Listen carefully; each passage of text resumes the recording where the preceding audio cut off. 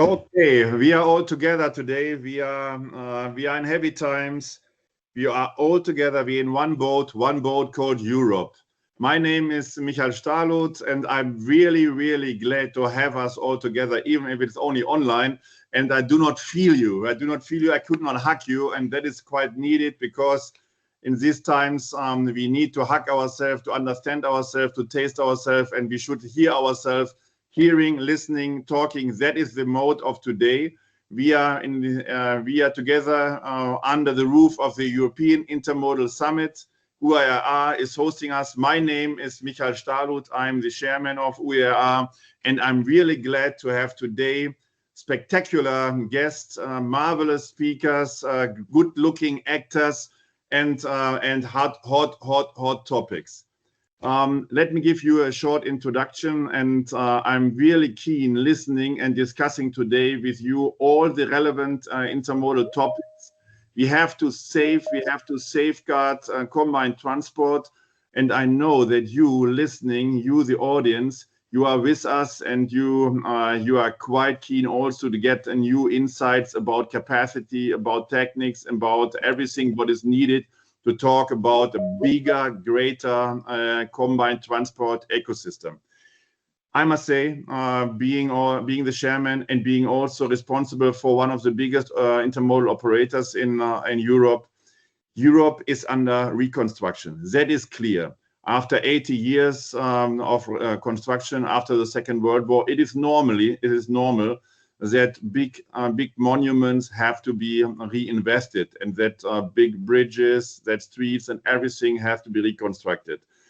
That is normal, and we should know it. We should know it that this continent is under reconstruction, and in the middle of this continent is Germany, and Germany, one of the biggest industry countries. They also have to spend some money for infrastructure, and we know that we use every industry to merge the industries also with big conveyor belts, and the conveyor belts are intermodal pipelines. And intermodality is suffering currently because this reconstruction is also hampering the development of intermodal. But intermodal is for freight on rail, which is mass good related, the solution. Intermodal is you can put everything together on one train. You can merge industries which are allocated over the continent, in Italy, North Italy, in South Poland, in the middle of Poland, in Romania, in Bulgaria, in south of France, in the middle of France, in the south of Spain. Everywhere you have industries in this little nice continent.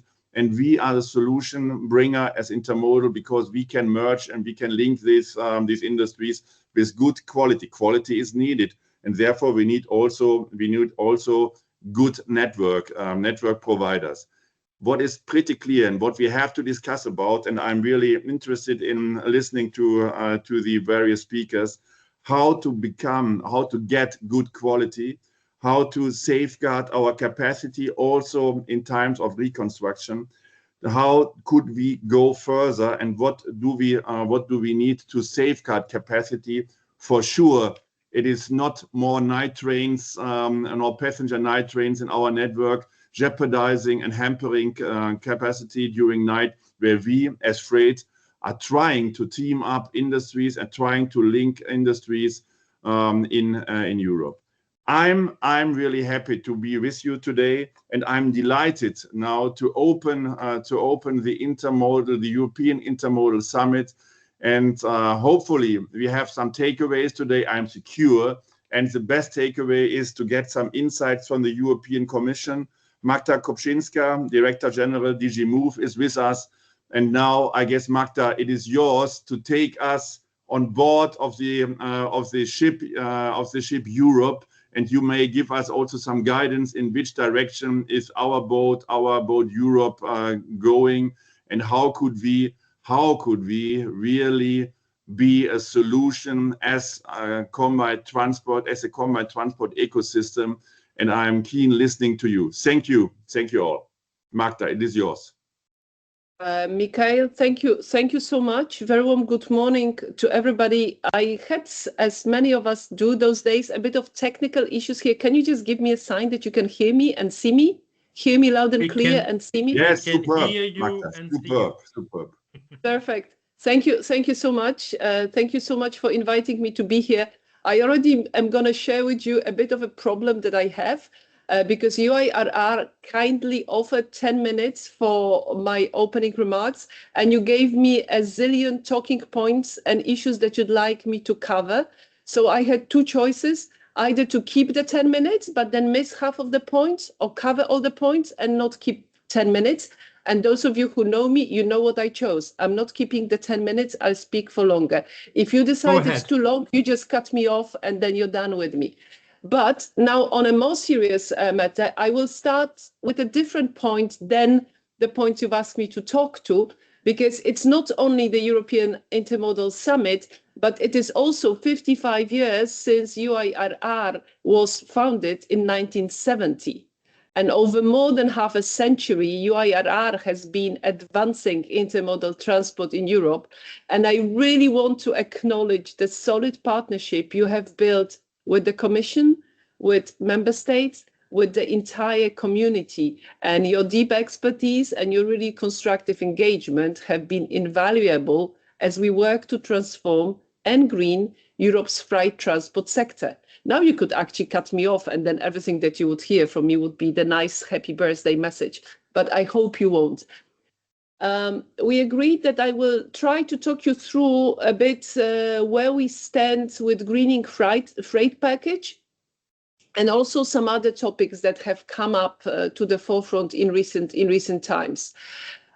If anybody doesn't remember, on 11th July 2023, we presented the Greening Freight Transport Package, which was quite an ambitious set of measures designed to shift cargo from road to rail and waterways, to incentivize the uptake of low-emission heavy-duty vehicles, and to establish more accurate methods for calculating the carbon footprint of freight journeys.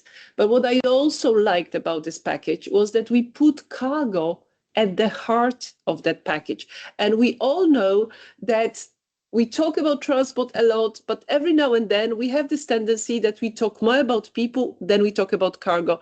And we need to be talking about both of those. So let me mention where we stand with 4 of the proposals which are part of the package. And I know that in particular with one, you want to hear what I'm going to say. But I start with Rail Infrastructure Capacity Management Regulation. On 18th November, the Parliament and Council reached an agreement on this piece of legislation. The agreement was reached exactly at 2 o'clock at night, which shows how intensive the discussions were. But it was a good result. We are now at the process of verifying the text, preparing for final adoption. And again, I'm very, very happy with the result. We've achieved an excellent compromise, one that, for me, is still close to Commission's initial proposal, which in turn reflected work and suggestions that did come from your sector. Let me highlight what this regulation will deliver. Under the new planning cycle, infrastructure managers will be able to reserve capacity for late allocation to freight, giving applicants more flexibility and capacity of better quality. And this has been a big ask throughout the preparation and negotiations of this piece of legislation. Cross-border paths will benefit from stricter coordination requirements, while digital tools and a one-stop shop will simplify application procedures. Again, something you have been asking for. And finally, a system of penalties will bring much needed stability to allocated capacity. This regulation was meant and is a great enabler. But of course, the work is only starting. We must now establish the implementing rules and procedures to transition to this new system, because it is quite a change. So the next couple of years will be important. This is when we will define the practical arrangements that will transform the basis created by the regulation into a fully functioning system. And just as much as you were involved when we were preparing the legislation, when you were advising Member States, Parliament and us, during the negotiations. I count on the proactive and constructive engagement of all stakeholders, because you will help us make the implementation of this new regulation a success and a truly turning point for the railway system. Now let me look into Count Emissions EU, a preliminary agreement, again in the trilogue between the legislators, achieved on the 5th of November. And I am very pleased that all the main building blocks of our proposal were maintained, including the ISO 14083 standard as the basis. And again, a big ask by the industry and a big involvement, because this whole idea came from what you were working on and what you asked us to take up. I hope that by fostering the timely uptake of this accounting methodology, we can empower businesses and consumers to make better informed choices. This matters enormously for intermodal transport. When shippers can compare emissions accurately across modes, we will create a fair playing field, and intermodal chains can finally showcase the real climate advantage. A free calculation tool will ensure that all companies, including SMEs, have the right to use it and nobody is left behind. As the saying goes, you cannot manage what you cannot measure.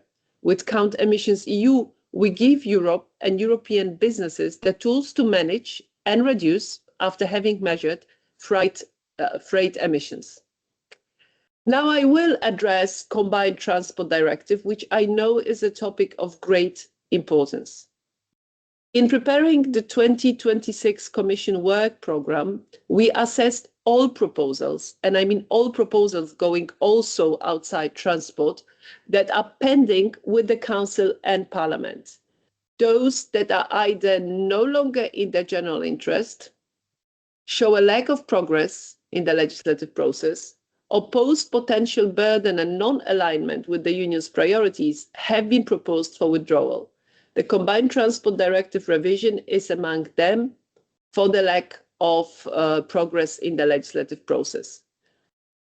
But let me be heard very clear. The objectives of the proposal remain important. Promoting sustainable transport by improving the competitiveness of intermodal transport. However, despite intensive discussions in the Council and preparatory work in the Parliament, for the past 2.5 years, nothing has really happened that would have brought us closer to an agreement. I fully understand that this is disappointing news, but I do want to be transparent with you about the process we face. Parliament and Council will now express their views, and the Commission will take them into account before final decision. If the proposal is withdrawn, we do not foresee bringing forward a new one in the near future. And I think this is as much as I can tell you at this moment in time on this proposal. When it comes to, I think, the final piece of the package, Weight and Dimensions Directive, which is trying to incentivize the uptake of zero-emission heavy-duty vehicles and also support the shift to intermodal transport. This Thursday, Transport Council will adopt its general approach on this revision. To be frank, and I was very clear when I presented that point of view to the meeting of the ambassadors on that file, I am disappointed with the lowered ambition of this agreement. The Council's position reduces the incentives we proposed to decarbonize road transport, including support for intermodal transport. The general approach allows longer articulated vehicles and semi-trailers to shuttle transport regular services on fixed logistic routes, especially for palletized goods, which are to a certain extent incompatible with road rail transport. Moreover, it does not provide extra weight for intermodal transport when performed with zero-emission vehicles, and eliminates the support we proposed, extra height, for transport by road of high-cube containers. And again, as I said, I said that very clearly to the Council ambassadors. We will now have a general approach, and very shortly trilogues will start with the European Parliament, the first one already next week, and we will use that opportunity to defend our proposal and to try to redress these Council amendments. The Parliament's position maintains support for intermodal transport, so I also count on your engagement and involvement with the co-legislators also during those trilogue discussions. Now, going beyond green freight package, and I told you I have a lot that I want to share with you, I would like to focus a little bit on the infrastructure.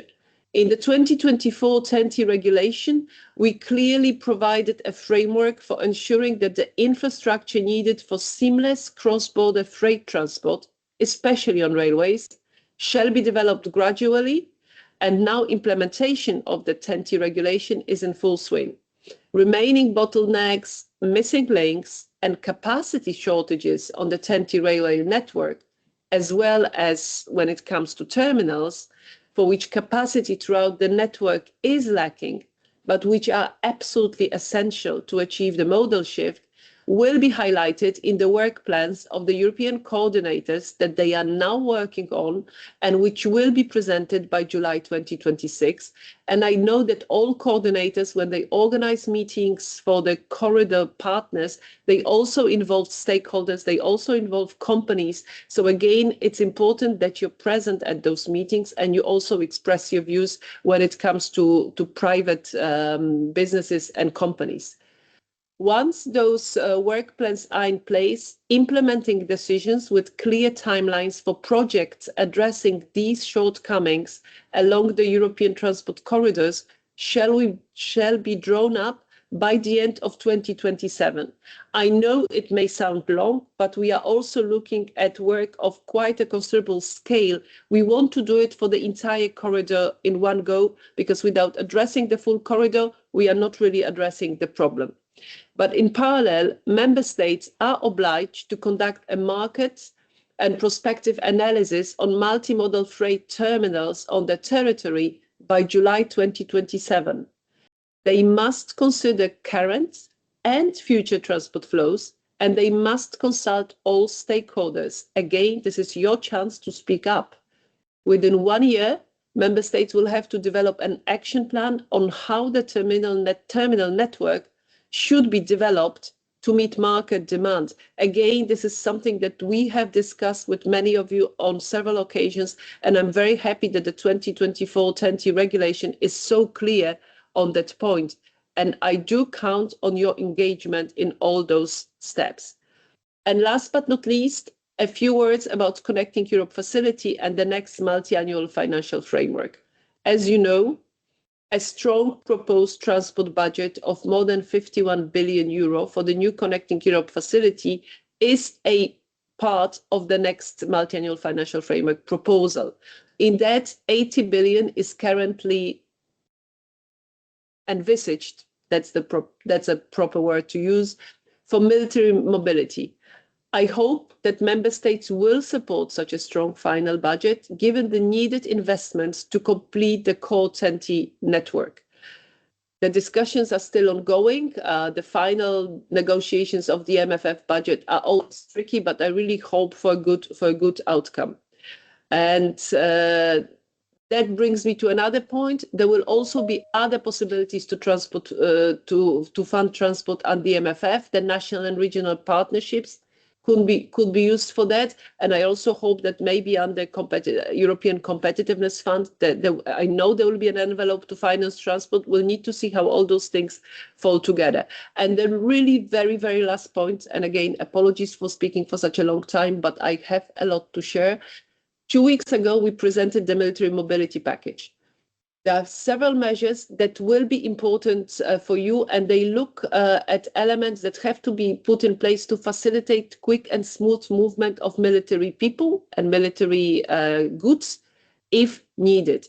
That concerns maximum 3-day processing for cross-border permission requests, a European military mobility enhanced response system for rapid EU-wide prioritization in crisis, streamlining customs and transport rules for EU and NATO operations, and also digital tools for managing movement permissions.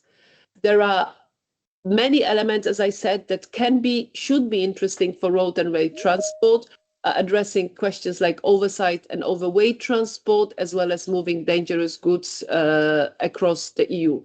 I'll stop here because I know I'm speaking for a long time, but one point I wanted to make: the military mobility package is very clear. It does recognize the critical role that the multimodal transport, including combined transport, plays in defense logistics and crisis response. Michael, as you were saying at the beginning, we are at crucial moments for EU, which always means we are at an important moment for EU transport, which means we are at an important moment for EU freight transport. A lot has been delivered on the legislative proposals. Not everything is yet where I would like to see, but I know I can count on all of you to support us. And I very much thank you for all that excellent cooperation that we have had in the, I would say, 55 years leading up to now, almost. But thank you for being a strong, demanding, sometimes challenging partner, UIRR, for pushing us in the direction that really recognizes the importance of freight transport in European Union policy across. Thank you so much. And again, apologies for speaking for such a long time, but there's a lot that we have to discuss. Thank you.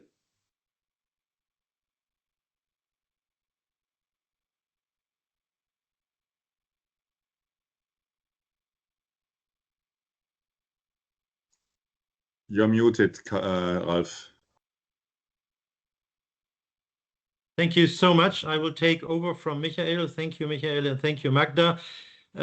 This was a real firework, Magda, of arguments, of wishes, of also looking in our common past 55 years. Thank you so much for all these best wishes, and I'm sure the next 55 years will continue in a good direction.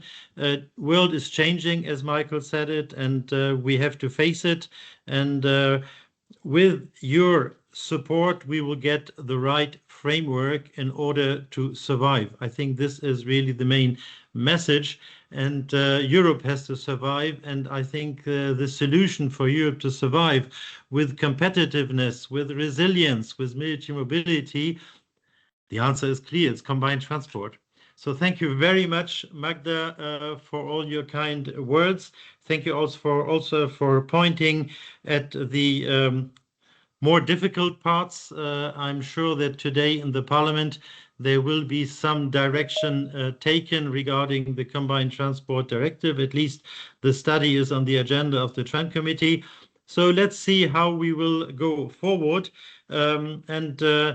The topics of the day today are really very much to your heart, because it's about capacity regulation. It's about competitiveness through ERA, meaning safety, interoperability, and the third panel will be about resilience. So we try to cover all the points you mentioned and make it more practical, more to the real practical side. And you know that we always take the perspective of the customers. So thank you again very, very much for your keynote speech. We will take it into consideration. We'll take it to our hearts, and we'll keep in touch, Magda. Thank you. Thank you so much, and looking forward to the outcomes of the panel discussion. I know colleagues will be listening and sometimes speaking as well. So thank you so much, and see you shortly, hopefully. We will be debriefed, and see you soon. So let's come to the first panel. As I said, we have 3 panels today. The first one is on the new railway infrastructure capacity management regulation. The second panel will be about competitiveness, interoperability, and safety. And the third panel will be about resilience, pointing at one big European study where UIRR has been part.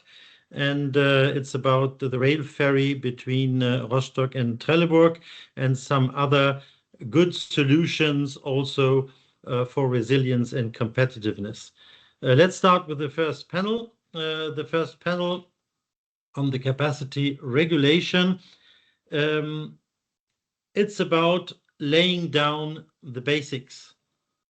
how are we going to get more and better quality train paths for freight trains? This is the basic question that we will explore together in our panel. So how are we going to get more and better quality train paths for freight trains, both during timetabling or on TCR, temporary capacity restriction bypass routes? This means harmonized cross-border infrastructure capacity, or in the terminology of the new regulation, and this you have to remember, multi-network access rights.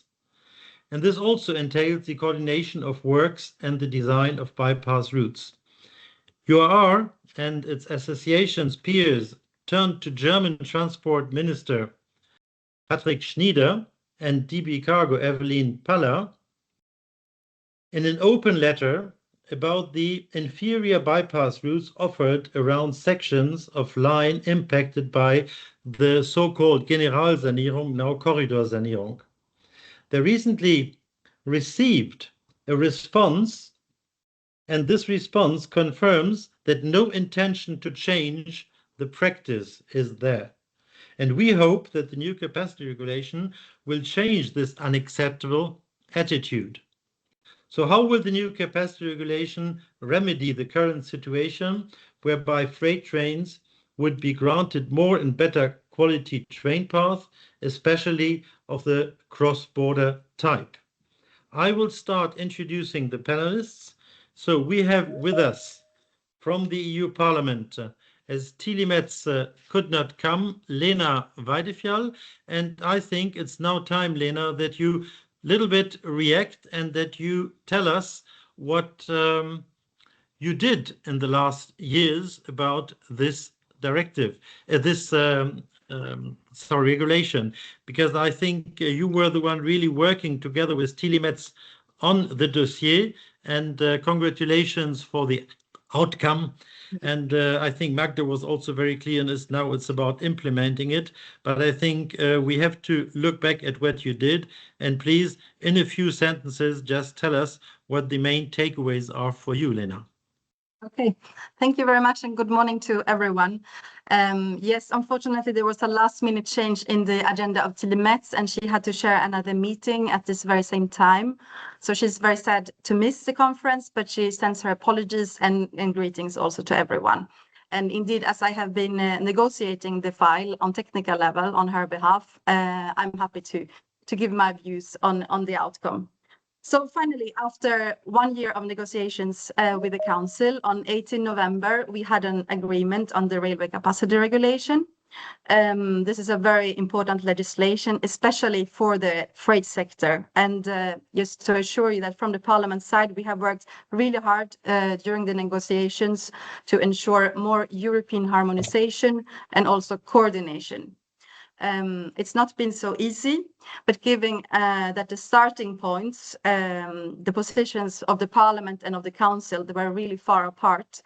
I believe that what we have managed to now achieve is actually a huge progress now since the last year when we started the negotiations. And I would just like to mention a few things that I think are in particular important also for the freight sector of what we have managed to achieve. So first of all, what we have agreed to create a new European railway platform that will be closely involved in the process and also consulted on all the 3 EU frameworks.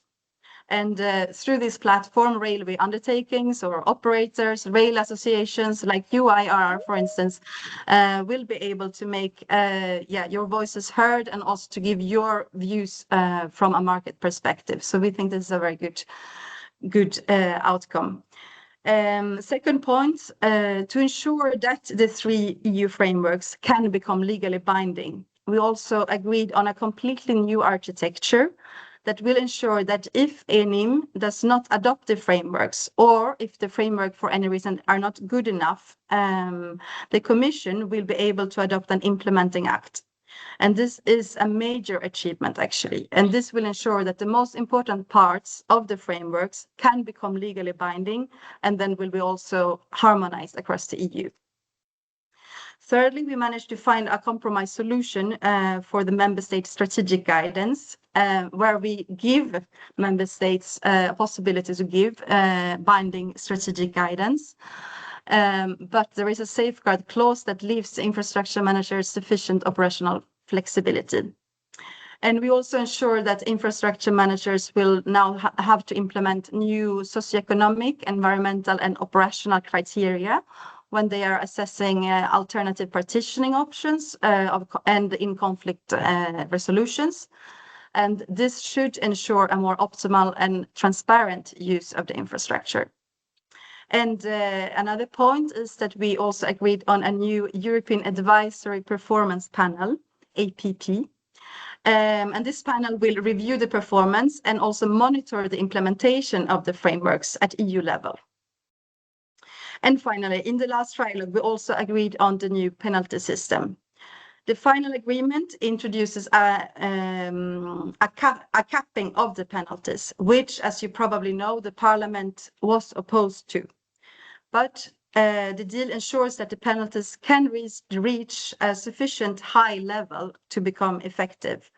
The penalties will range from 1 to 8 euros per kilometer and can be adjusted with a factor of up to 2.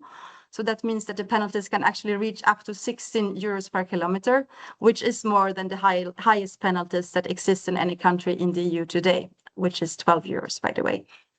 And we also managed to limit the exemptions to avoid paying penalties, restricting them to situations resulting from unavoidable or emergency situation and force majeure. So to conclude, I believe that overall the final agreement is a very good outcome for European railways and for the freight sector, and it should lead to more better and quality train paths for freights, which is so important for the modal shift to rail. So now it will be up to the sector to implement this new regulation, and I hope that it will be successful. Thank you very much. Thank you, Lena, and I think you did a very, very good job. Thank you for being here on behalf of Telemetz. And what we hear is really encouraging, and let's see what the others of the sector think about this. So you will have the opportunity after the panel to react to it. The second speaker in our panel, I want to take the floor very shortly, just with a short statement, is Reinhard Haller. He was working in the Commission, and on the Commission side, I think he is one of the fathers of the first proposal, and now he is working for RNE. Reinhard Haller, just a short statement from your side, please. Yes, thank you, Ralf Charlie. Good morning from my side. Good morning also to Lena. Indeed, it is a great pleasure to see that the legislative process has come to a very good conclusion. I think that is also the view within the sector, that on some of the very contested points, actually very good midway compromises have been found. So the challenge now is, of course, and that was already mentioned by Magda before, to implement this piece of legislation, because legislation is just that. It's a document, and what brings this to life is implementation, and then through implementation, the positive benefits for, of course, the customers of infrastructure managers as the direct beneficiaries, but then ultimately the shippers across the EU, the passengers across the EU that stand to benefit from a more competitive offer on rails. So I'm looking forward to contributing on this implementation, and I leave it here. You have a key role as RNE, as NM, so very clear. Thank you very much, Reinhard. So let's come to the first speaker, and as I told you, we always take the perspective of the customer, because the customer is the one paying the entire logistics chain. And we have with us Thorsten Bieker, the Vice President, Bulk Logistics and Site Services, BSF SE, and it's a strategic customer of combined transport. And I would like to ask you, Thorsten, about your expectations from combined transport and specifically intermodal rail freight from the perspective of the new capacity regulation. Thorsten, the floor is yours. Yes, thank you so much. Let's first talk about quality. When we always try to use intermodal transport or conventional rail transport. However, it is always a question of quality of the transportation. So if we have a lot of delays, we have the problem that cargo is shifting back to road. And therefore, it is very important that we have enough capacity, that our trains are on time to deliver a product to our customers that they like and that they don't reject. And therefore, this new regulation is very, very important to bring combined transport back to a punctuality which is required to keep the cargo on rails. Thank you very much. So thank you for insisting on the quality and on the punctuality. We'll come back to further topics later. I would like now to ask the supplier of the customer, the railway undertakings and the operators of combined transport to take the floor. Frédéric Delorme, simultaneously representing major CT operators, Naviland Cargo and Via, as well as a freight railway undertaking which provides traction services to intermodal freight trains. Your focus is partially on increasing the efficiency of your locomotive assets and train drivers, while on the other hand, reducing traction costs and improving the reliability and quality of combined transport. How do you see it? What do you expect on the impact of the new capacity regulation? Will it make your life easier? Thank you, Ralph Charlie. Do you hear me? Yes. Yes, loud okay, and clear. Thank you. So I think first, thank you to Thorsten, because I think the voice of the shippers is sometimes stronger than ours. But we are the suppliers for the shippers, and at the end, we deliver for clients. And what Thorsten said, priority to quality and to price also is absolutely key, especially in combined traffic, where the competition is direct with road. And it's competition and also co-opetition, since we use road for pre and post shipping. And we need the complementarity between road and rail to have a door-to-door efficient system. But as operators and tractioners, you are right.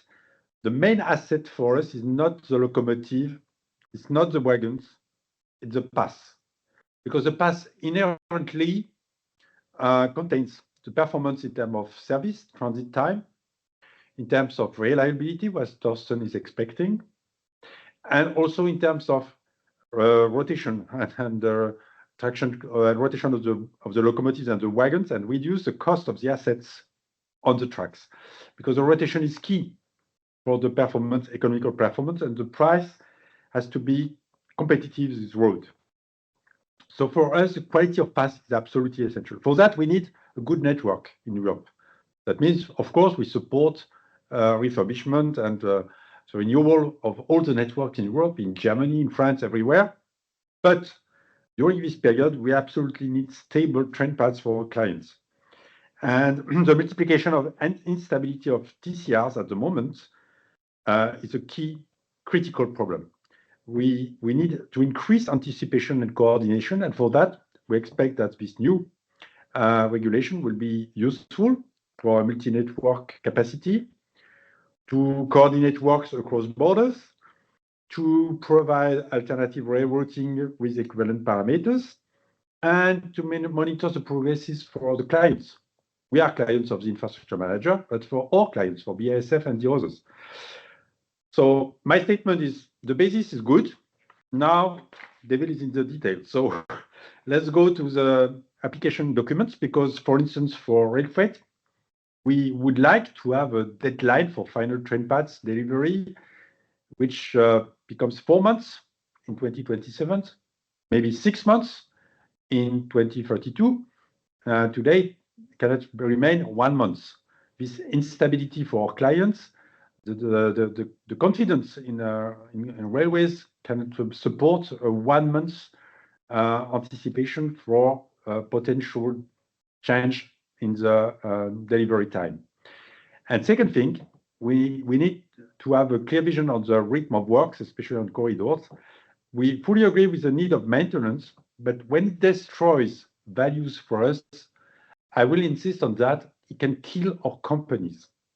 It can kill our companies. Rail Alpine, for instance, combined traffic through Switzerland, stopped to operate, not only due to works on the tracks in Europe, but it was one of the causes and the reasons where the shareholder says we stop it. We don't want to have losses for many years, and so we stop it. And that means, for instance, one of my companies, I'm shareholder of BLS Cargo, has very bad results this year and next year because they lose 20% of combined traffic volumes on the corridors. So that's my message. Devil is in details, so let's go further for the detailed applications. Thank you very much, Frédéric. I will ask Lena to react to this, but first I would like to give the floor to a very, very important interface in the logistics chains. It's intermodal terminals. They are asset managers. They are in charge of maximizing the value of the transshipment assets entrusted to their care, while also turning trains around.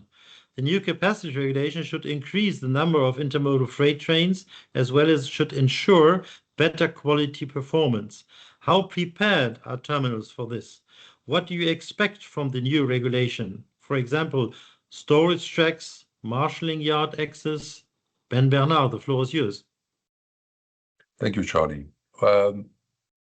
As you said, terminals play a very important role in the supply chain on rail business and everything. And what we are doing now already is we are responsible and we try to fix when a train is delayed, we try to fix it and let it depart in time.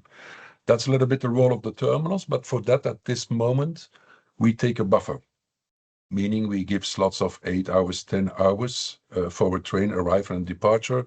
And then in the meanwhile, we try to unload it and load it as quickly as possible. So by having the new regulation, I think it's the most important part is that we cannot forget the terminals. The slots are available. We have extra capacity available. We can lower down the time slots, which will give at a certain end also the turnaround time for our customers and the suppliers a better performance. So that's a key element. The other key element is that in the existing terminals, we have to go to standardization on messages. For instance, in the intermodal business, we talk about the edges messages. We talk about DXI. We have to have the tough DSI messages. We have to make sure that everything can be measured. And when we measure it, then we can see also where the bottlenecks are. Of course, for that, I think we need also one European network, meaning the different corridors. That was the first step, and I think was a very good start.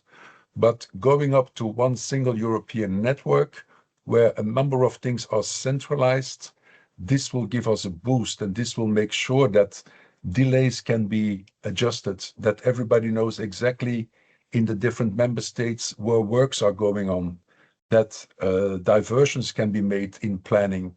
So at the end, the goal must be that the end customer, in this case BASF for instance, has to have the guarantee that when he sends goods on the rail, that he also knows when they will arrive. And I think for that, we are on the right track, but we still have some things to do. I think that's the most important part to do. Investing in terminals, please do not forget it, because that's very important. We have to make sure that we follow everything, meaning up to 750-meter rail tracks, handling big tank containers from the industry. This is also impacting the investments that we have to do. So it's also there very important to not forget the terminals on this side.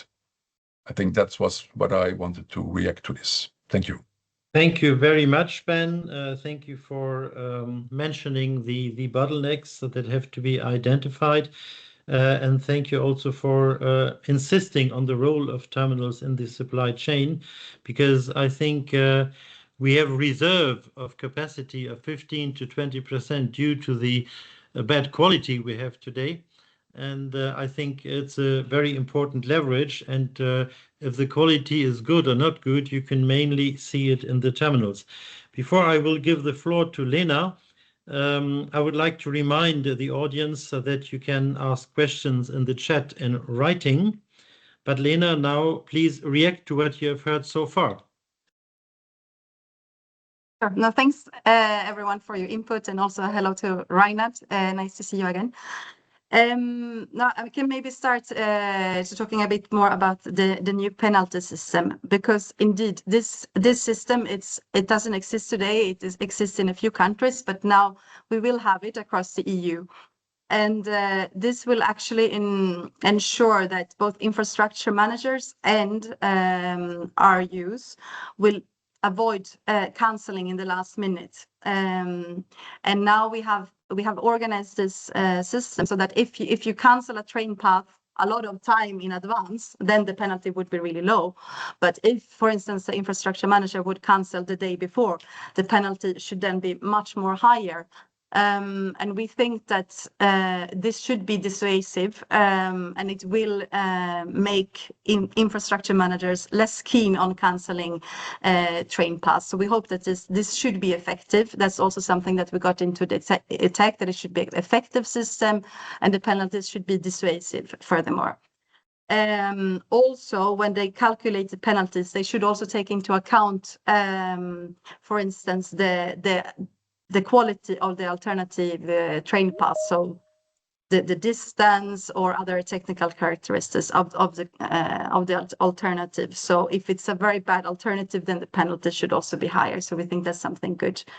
Maybe to say something more also about this with the TCRs, because with this regulation, we will have better coordination and consultation on the TCRs, and there will also be new rules for smaller works, because today the rules they don't cover the smaller works, but this will now be changed. So the Commission will come up with new rules in a delegated act that will set clear deadlines also for the consultation for the smaller works that the infrastructure managers are doing. So we think that this will also contribute to making better and more quality train path for freight. And maybe last point also, of course, as several people mentioned before about digitalization, that this is something that also will really help the sector.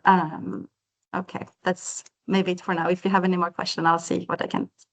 Thank you, Lena. Thank you also for mentioning digitalization. I think data interoperability is at least as important as the physical and technical interoperability.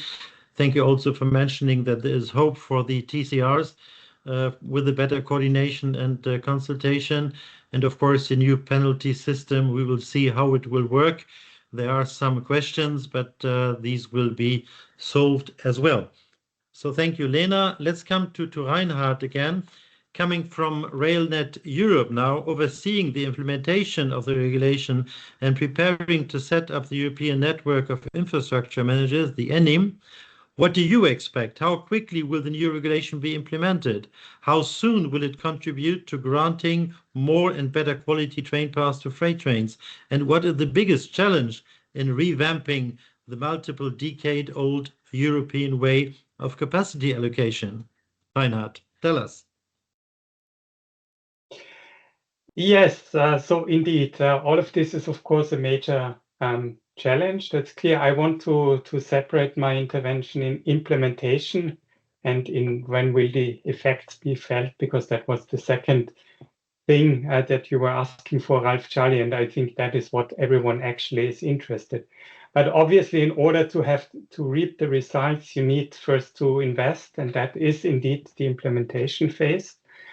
And on this phase, from R&E side, we are actually quite optimistic. One could even say that the implementation of the regulation has already started a couple of years ago, because as was already mentioned by Lena and also by Magda before, the regulation has been inspired by work from the sector. And it was really a joint effort, not just infrastructure managers, but also railway undertakings and other players had their say, and that resulted in the so-called timetable redesign initiative, which provided a good deal of the inspiration for the capacity regulation. And because this initiative has been going on for, I think, close to 15 years now, I think it's fair to say that work is well underway. I'll just give 2 examples. One is the so-called European frameworks that have been mentioned before already. These are basically intended to become the de facto standard how rail capacity is managed in the EU. It may seem a bit as an bureaucratic detail, but I would really like to underline that this, for the first time, is common rules that apply anywhere in the EU, from the major lines to the smaller lines, and for all types of traffic. So this is quite important. And as Lena has mentioned before, there are some safeguards that make sure that if these frameworks are not effective, or if they're not effectively implemented, there are safeguards where the performance panel will have a look. And if this panel concludes that the frameworks are either not implemented or they are, say, empty shells, then there's even a possibility for the Commission to adopt implementing acts. Now, with this as a backdrop, infrastructure obviously have all the incentives to make a fair effort to prepare these frameworks. And I can really tell you that even though it's not an easy process, I think the seriousness and the sense of urgency is absolutely there. So within RNE, these frameworks are one of the top priorities, and not just within RNE, that is shared by all infrastructure managers in the EU. I'll just give another example of where implementation is already going on, and that's positive, is in the area of strategic planning. There we even have second and third editions of capacity strategies and capacity models for some of the IMs. So on the implementation, I would really like to send a positive message, but then obviously, and there comes the tricky part, when will be the effects really felt in practice? And yeah, with all honesty and transparency, I think this obviously will require some patience. We have had in the introductory statements the difficult situation in Germany, and this is not something that will change from one day to another just as a result of new legislation coming into force. In addition, of course, to the elements of the capacity regulation on which the sector already worked, there are also elements that I think will be very helpful for intermodal traffic in particular, that are somewhat more innovative and more novel, and those will require more time to work on. I just mentioned, for example, the use of socioeconomic criteria as a tiebreaker when it comes to capacity bottlenecks and capacity conflicts. That is a quite new concept, and that will require more work. The regulation also provides additional impetus on capacity in service facilities and the coordination between rail networks and service facilities, so intermodal terminals, first and foremost. And again, this is an area where further work will be needed. So I think it would be my guess that really the effects will manifest themselves when the regulation comes into full application. Obviously, this does not include improving on the way there, here or there. Clearly, everybody is called to improve all the time. But I think the step change will occur when the regulation would apply in full. I'd just like to add one reaction to the important question of quality that was mentioned several times now, and obviously this is crucial to make rail competitive. Here, I think the important message from the infrastructure manager side is also that, of course, infrastructure managers are aware that they're not always living up to customer expectations, sometimes also in difficult circumstances as regards, for example, insufficient visibility and stability of available funding. But then there's, I think, also an important argument to make that quality in rail is not like a linear conveyor belt where the infrastructure managers provide some services to RUs and RUs provide services to intermodal operators, and it's kind of a chain. No, the quality to the end customer depends on the links within this chain. And therefore, it's really important for the whole sector to engage in the implementation and to also dedicate the resources that will be necessary to make this work. And the last pitch I would like to make is concerns the European Railway Platform. On IM side, we see this as a real opportunity to have a very structured and effective dialogue with customers. Here, it is really important that this platform is created in a way that is really inclusive, leaves nobody out, that tries to come to consolidated position, but that also makes it transparent when positions maybe cannot be consolidated and there are different views of different groups of players in the market. So I'd encourage the intermodal sector in particular to also take this new platform as an opportunity to be part of the discussion and to make sure that rail will play a larger part in intermodal transport chains. Thank you. Thank you very much, Reinhard. As I said, the future is intermodal. Thank you for insisting on the implementation issue, and thank you also for being optimistic. I think we have all reasons to be optimistic. We wanted to run a small survey, and you can answer the question I will pose now. Are you confident, and this is a very interesting question, that the new rail infrastructure capacity management regulation will bring change that will result in more and better quality train paths for European freight trains? Yes, yes, it might. I don't know, I'm unsure, or no, I don't believe it. These are your answers. You can submit it. In the meantime, I would like to use the last 10 minutes I have to ask another question to our end customer, Thorsten, because I know that you are very much interested in terminals, and terminals play a tremendous role, as Ben told us, in the productivity of combined transport, the effectiveness of train unloading and loading. The entire turnaround process impacts the terminal-to-terminal performance KPIs of freight trains originally defined in the 10T regulation, but also cited in the capacity regulation. How do you see the terminal's role in improving the overall customer experience with combined transport? Thorsten. Yes, thank you. First, I agree with Ben. Terminals are very, very important, and they give and they need also to have enough money to invest in the infrastructure. Because if we don't have the terminals, we cannot do combined transport, and especially the investments in the longer tracks under crane is very, very important to have also competitive trains on the lane.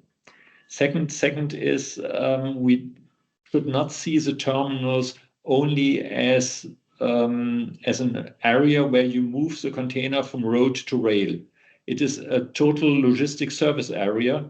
We need their storage capacity, we need their cleaning facilities, and so on. And also this should be subsidized when we talk about subsidization of terminals. I also would like to agree to Reinhard. He talked about a chain. And of course, it is not only the infrastructure that the trains give a good quality, it is the full package.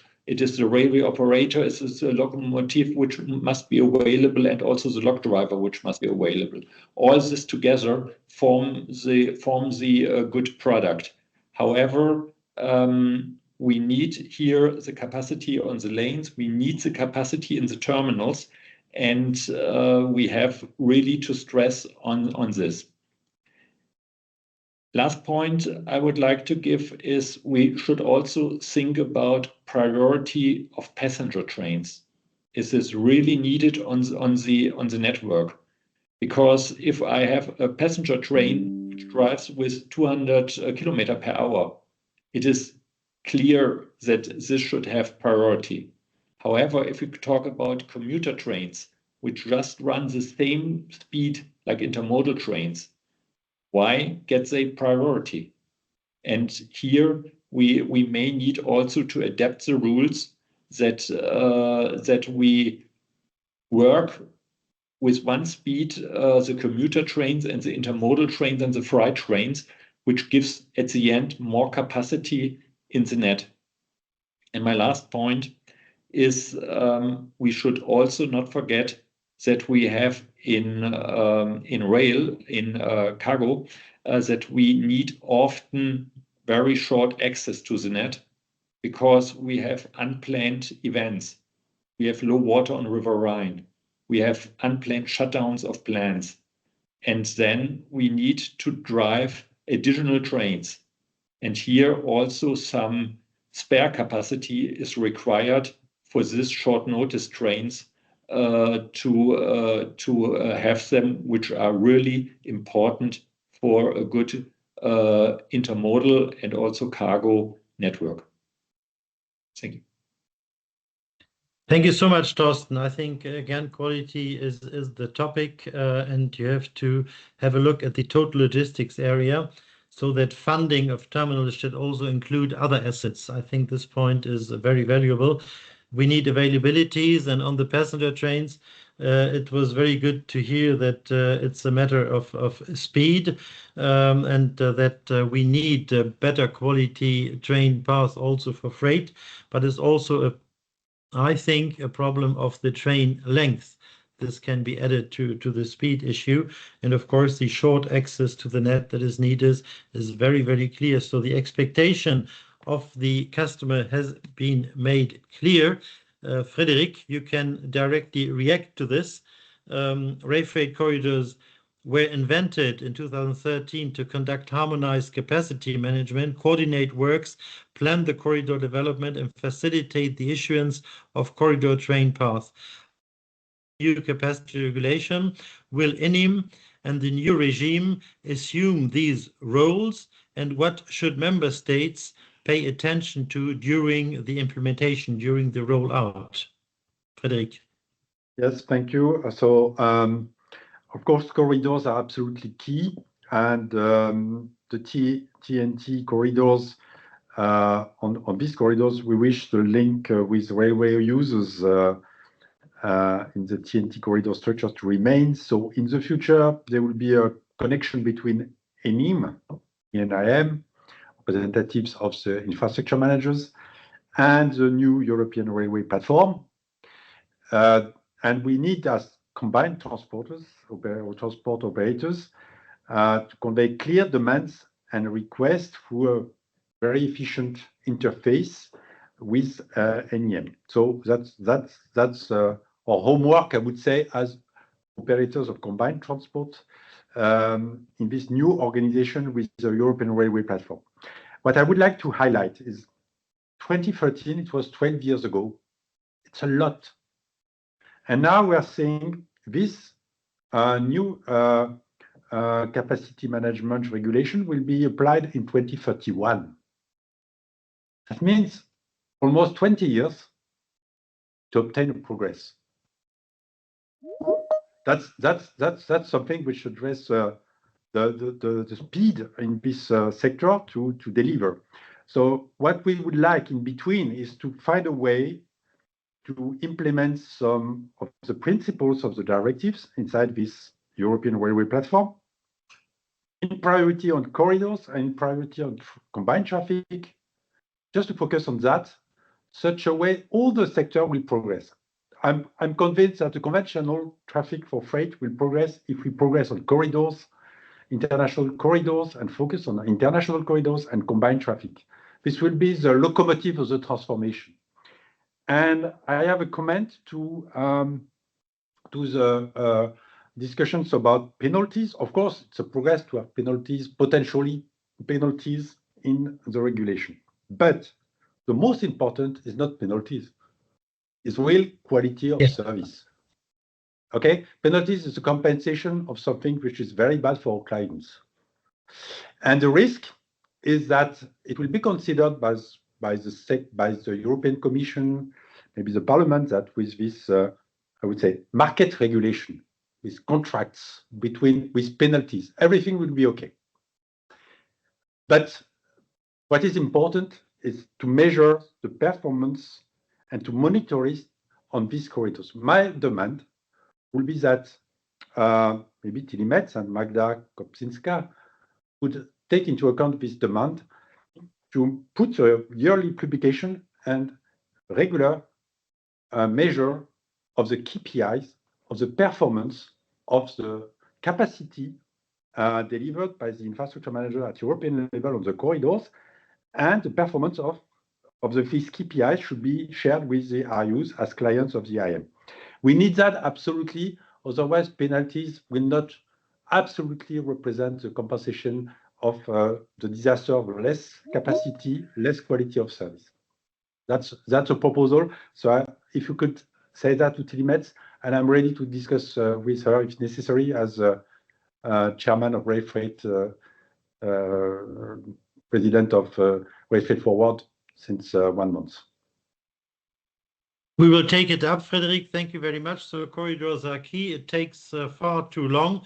And of course, KPIs are needed. And I would insist on the fact that the KPIs should be based on terminal and not only on station. I think it's very important that the measurement is being done from terminal to terminal. And I also, of course, absolutely agree on the fact that penalties is only a backup solution. It cannot be the rule. So there is a certain risk because quality is always better than penalties. A very last short question to Ben. How should terminal managers prepare for the new capacity regulation, Ben? What would be your advice? Well, I think standardization is certainly one thing, and also getting to know what you are doing, meaning if you give slots to customers, try to respect them as much as possible, because you're the focal point of you're in the supply chain.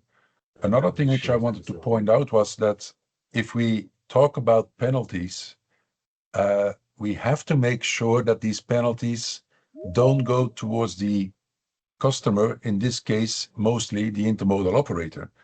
And in a lot of these cases, when trains are delayed or cancelled, it is due to the fact that the incoming train wasn't arriving in time, meaning that a set of wagons was not available, meaning that there was no potential to load an outgoing train.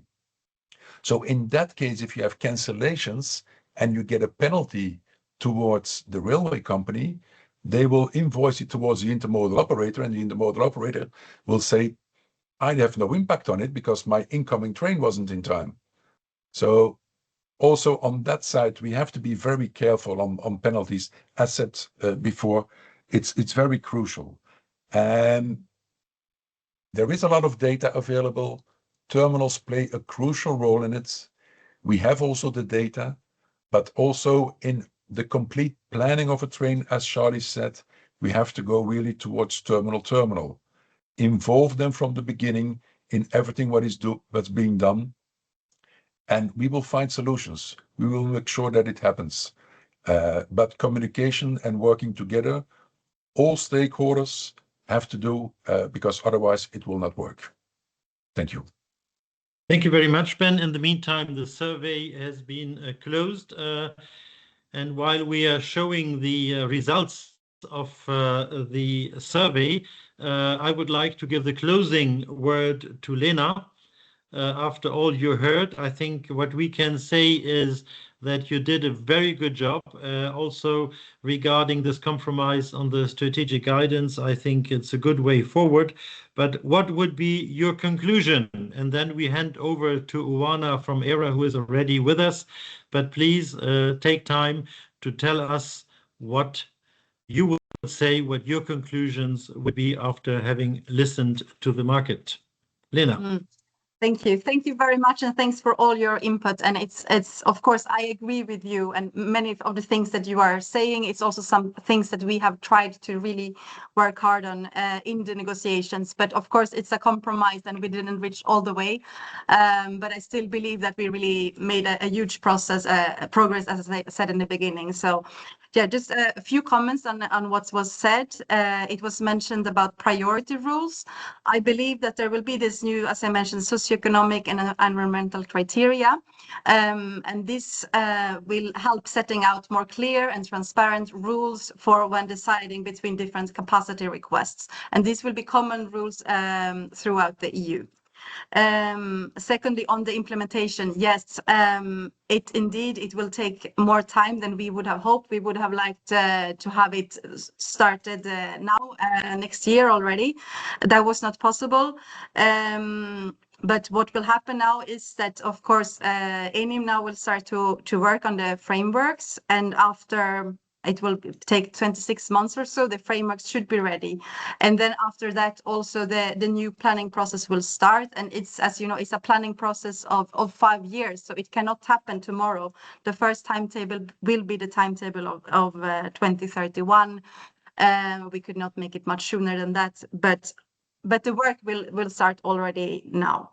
Then also on the penalties, I also hear your point there that it's not the penalty is not what is important. It's the quality train part. But we also hope that the new system also will actually contribute to give better and quality train paths that will not be cancelled last minute as much as they are today.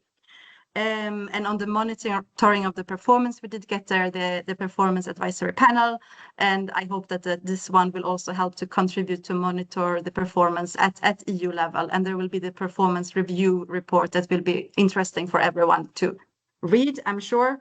And yeah, maybe a last point. Yes, please engage yourself in the new railway platform. I think it's really important that the intermodal voices are heard there, and there you have a chance also to influence these new EU frameworks to make sure that these new rules that will be developed will be good enough for the freight sector. So I could conclude like that, and thanks again to everyone for having me here.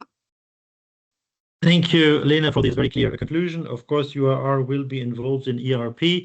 I think our role will be more on the rail facility side, and together, perhaps, if it works well with FTE, we'll find a very good solution for ERP. So we are quite confident.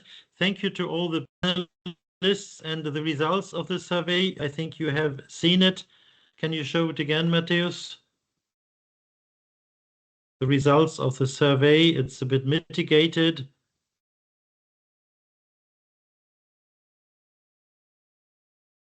So, but there is a majority, I would say, that say yes, but there's still some people who are unsure, and we have to convince these 36% who are unsure and the 9% who don't believe in it. But together, Lena, we will manage to do that. And with this, I hand over to the second panel, to Eric Feyen and to the keynote speaker, Uwana.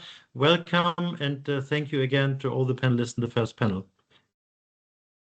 Yes, thanks a lot, Charlie. So good morning, everyone. So my name is Eric Feyen. I'm the technical director of UIRR. So I have the pleasure here to moderate the panel 2. Which is focused on 3 key pillars that will shape the future of intermodal operations. So the safety, interoperability, and competitiveness. Ensuring higher standards for rail safety is, of course, vital for protecting people, goods, and infrastructure. And at the same time, we have to achieve a true interoperability. It was already mentioned, so technically it can be through regulation. Also, the digital interoperability is really essential for seamless connectivity across the different railway infrastructures.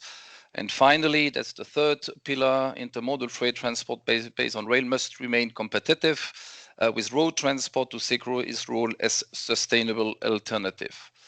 So today's discussion in the panel brings together distinguished experts who will explore these three elements and how these three elements interact, where the greatest challenges lie, and also what opportunities emerge when safety, interoperability, and competitiveness are approached not as separate objectives, but as mutually reinforcing goals. So it's my pleasure here to introduce then our first speaker, Mrs. Oana Gerginescu, so the Executive Director of ERA, who will share her vision on the agency role in building a safer and more interoperable railway network for Europe. So Oana, please take the floor, and many thanks for joining this panel here. Thank you very much, Eric, and good morning, ladies and gentlemen. Thanks a lot for inviting me here. So, as the ERA Executive Director, I will start with a bold statement in which I fully believe. And that's the following. I do believe a rail has a very strong advantage, which is safety. And this is proven by statistics. If we look around in Europe, over the last many years, there is a clearly increasing trend in rail safety. And there, that's true in comparison with other modes, but also if we compare ourselves in Europe with other areas of the world, we can continue to be proud to say the same. I can also complement my statement by saying we have quite stable legislation on the table for some time, expressing the roles and responsibilities of all the actors in the chain around safety. And that's making it clear what should the railway undertaking do, what should the infrastructure manager be responsible for, what will the ECM do, so the entity in charge of maintenance, and of course, what the National Safety Authority is expecting to do in terms of supervision. So all in all, it sounds like a quite glossy picture, but of course, reality is always different. So the disruptive question is, what happens in the situation in which this idyllic landscape, we realize that for any kind of reason, the roles and responsibilities that we are so sure are clear are actually not proven to be so clear in the application on the ground, and especially what happens when an incident or an accident strikes. Because of course, statistics show their nice positive trend, but it takes one incident or even more an accident to actually draw a lot of attention and look at very unfortunate situations. And then the picture that I painted at the beginning of my speech is a bit shaken. So what happens in those situations? There can be, apart from the bad event happening, also bad approaches to the event. Because a situation in which the actors, instead of working together, decide to not trust each other anymore and take measures which they deem fit within their own remit responsibility as a reaction to the crisis. But it can also happen that those reactions tend to be put under a lot of public scrutiny, political scrutiny, so they tend to get out from what we would normally do in reasonable, peaceful working conditions when discussing about safety in rail. So the worst that can happen on top of that is that we start questioning why some actors care so much about safety. I think that's something that we should definitely avoid. And then it can also happen that some measures are put forward which do not only respond to the safety need, but can also prove to be damaging to the competitiveness and the interoperability. So you see, I'm touching a bit on the three elements that you have in the title of the panel to which you assign me today. Now, this sounds theoretical, but life is actually giving examples of this kind to us. And I will not shy away from actually picking one. So I think we have seen over the last years an evolution around the broken wheels and the post-Gotthard approaches. Of course, I will not use this panel to to rewrite the history, but I will want to focus on what we have been doing over the recent past at the agency. And this is not an attempt to promote the agency. I will, of course, take any opportunity to do that. It's an attempt to promote a collective exercise. So what have we done there? We have realized for some time that some pattern in the braking caused the hot wheels. It's important for me to start from the cause, because we are talking a lot about the broken wheels and the thermic effect, but it's important to mention that there was a root cause to that. We have found measures having been developed at national level, and I would like to say that those have been subject to a lot of reaction, but have also been a trigger for an awakening call for all of us that we need to work together. And I would like to specifically thank on this opportunity all the actors who have joined forces in what we call the Joint Network Secretariat at the agency. This matters less as a name. It's a forum which is not legally binding. So we don't have a mandate at the agency to do that. But we activated it because we have in our portfolio objectives that we care a lot about, the safety and the interoperability altogether.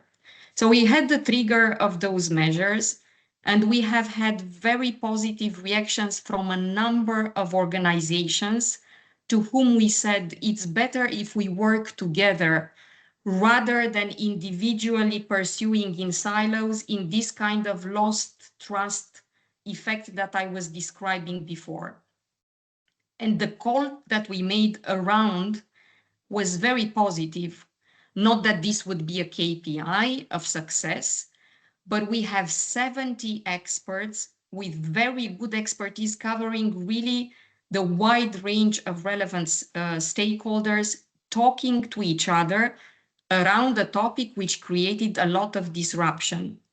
And the NSA Switzerland themselves have joined this and have shown a very open attitude to actually look into the responses that they had provided immediately compared to the evidence that could be collected when putting all the stakeholders together. Such a forum unveils a lot of light on things that you might not be thinking about on a daily basis. So it has shown to us that instead of jumping and defining thresholds of mileage or of time between bringing a wagon to a workshop, or let's say the diameter of the wheel reduction, it has shown that before we do that, we need to understand what is the actual situation on the ground. And the actual situation on the ground has shown elements on which we can actually work together. What happens with the collection of data related to the maintenance? Are the maintenance procedures fully clear, good enough, fit for purpose? Does everyone in the chain understand their roles and responsibilities? It has also shown to us that in 2025, we are working with obsolete practices when it comes to maintenance. And I cannot refrain from using the example of the hammer checks, because it's quite illustrative for us to realize that in 2025, we still need a human being to go around a train in the night, under the rain, with a hammer, being expected to distinguish between a ding and a dong. And all that is for us a practice that is supposed to drive the right level of decisions and, of course, ensure safety. So instead of a blaming game and fighting the rules, this has become a collective exercise to which everyone has contributed. And in fact, we have now much more understanding on the situation on the ground. And we have a good basis to try to steer the discussion in a harmonized way. Because putting the interoperability hat that I have and that I care a lot for at the agency, what is important from our side is to avoid unilateral decisions. It's important to collect the evidence and be able to find the right level of elements which are the right response to the accepted risk level, in order to avoid a proliferation of different measures, different actions, which can then, of course, put a negative impact on all the actors in the chain. I would like to underline, I would definitely say it is important when NSAs take their role in safety seriously. We should not be in a position to say, why do NSAs care about safety? That's a very good instinct and a very good approach that they are taking. Doing the analysis in a collective manner can help us to shape what is the acceptable risk? How does that even vary from one member state to another? Because I can tell you, even that is an element of variation. The level of acceptable risk is not the same across the member states. And how can we, with the right level of evidence, drive the discussion around a proportionate set of measures that can safeguard safety? That's a very important objective, while ensuring that we don't promote uncompetitive measures with negative effects on a sector which is not swimming in a lot of money. And this is something that we need to acknowledge and protect as much as we can. So this was for me a way to use a concrete example, not an easy topic. It has kept a lot of us very busy, but I prefer to put it on the table and to show that working together, even when we don't have a law obliging us to do that, actually can have very meaningful results, because we can build the evidence together and shape more meaningful and adapted measures. Thank you. Thanks, Oana, for coming to a detailed topic that is quite important, for us as UIR, but also for the sector in general. So being part of the GNS procedure myself, so I followed the Denmark, and then also here with the broken wheels. Indeed, so there is a kind of always conflict between NSAs and maybe the sector, and that's something that we should maybe stop in the current situation in the future. Because there are certainly a lot of misunderstanding between the two entities. And so we have to be careful, because it's a long process, those GNS, and all the safety or mitigation measures that are there behind is always, putting a pressure, on the sector. And we have to remain, and that's also the wording on the panel on the competitiveness of intermodal in general. So we have to calibrate, that's certainly one aspect. And one aspect that I like to hear is, of course, how to maybe go into the next generation or the future, of intermodal. I will ask maybe then the first question directly to, we have then here a panel, that covers, different types of actors. So we have Michael Stahlut from UIR, the chairman.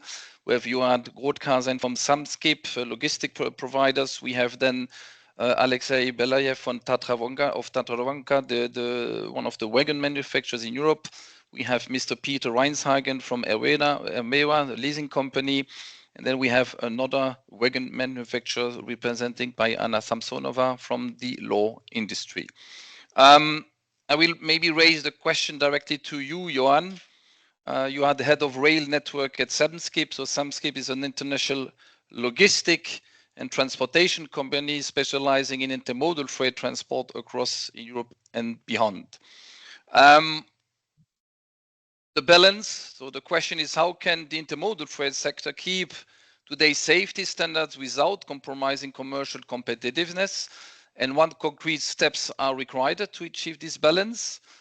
And you have heard from Oana the GNS procedure. You are also part of that. Do you believe that the GNS procedure provides an effective framework for developing common rules that are workable for industry and acceptable to authorities alike?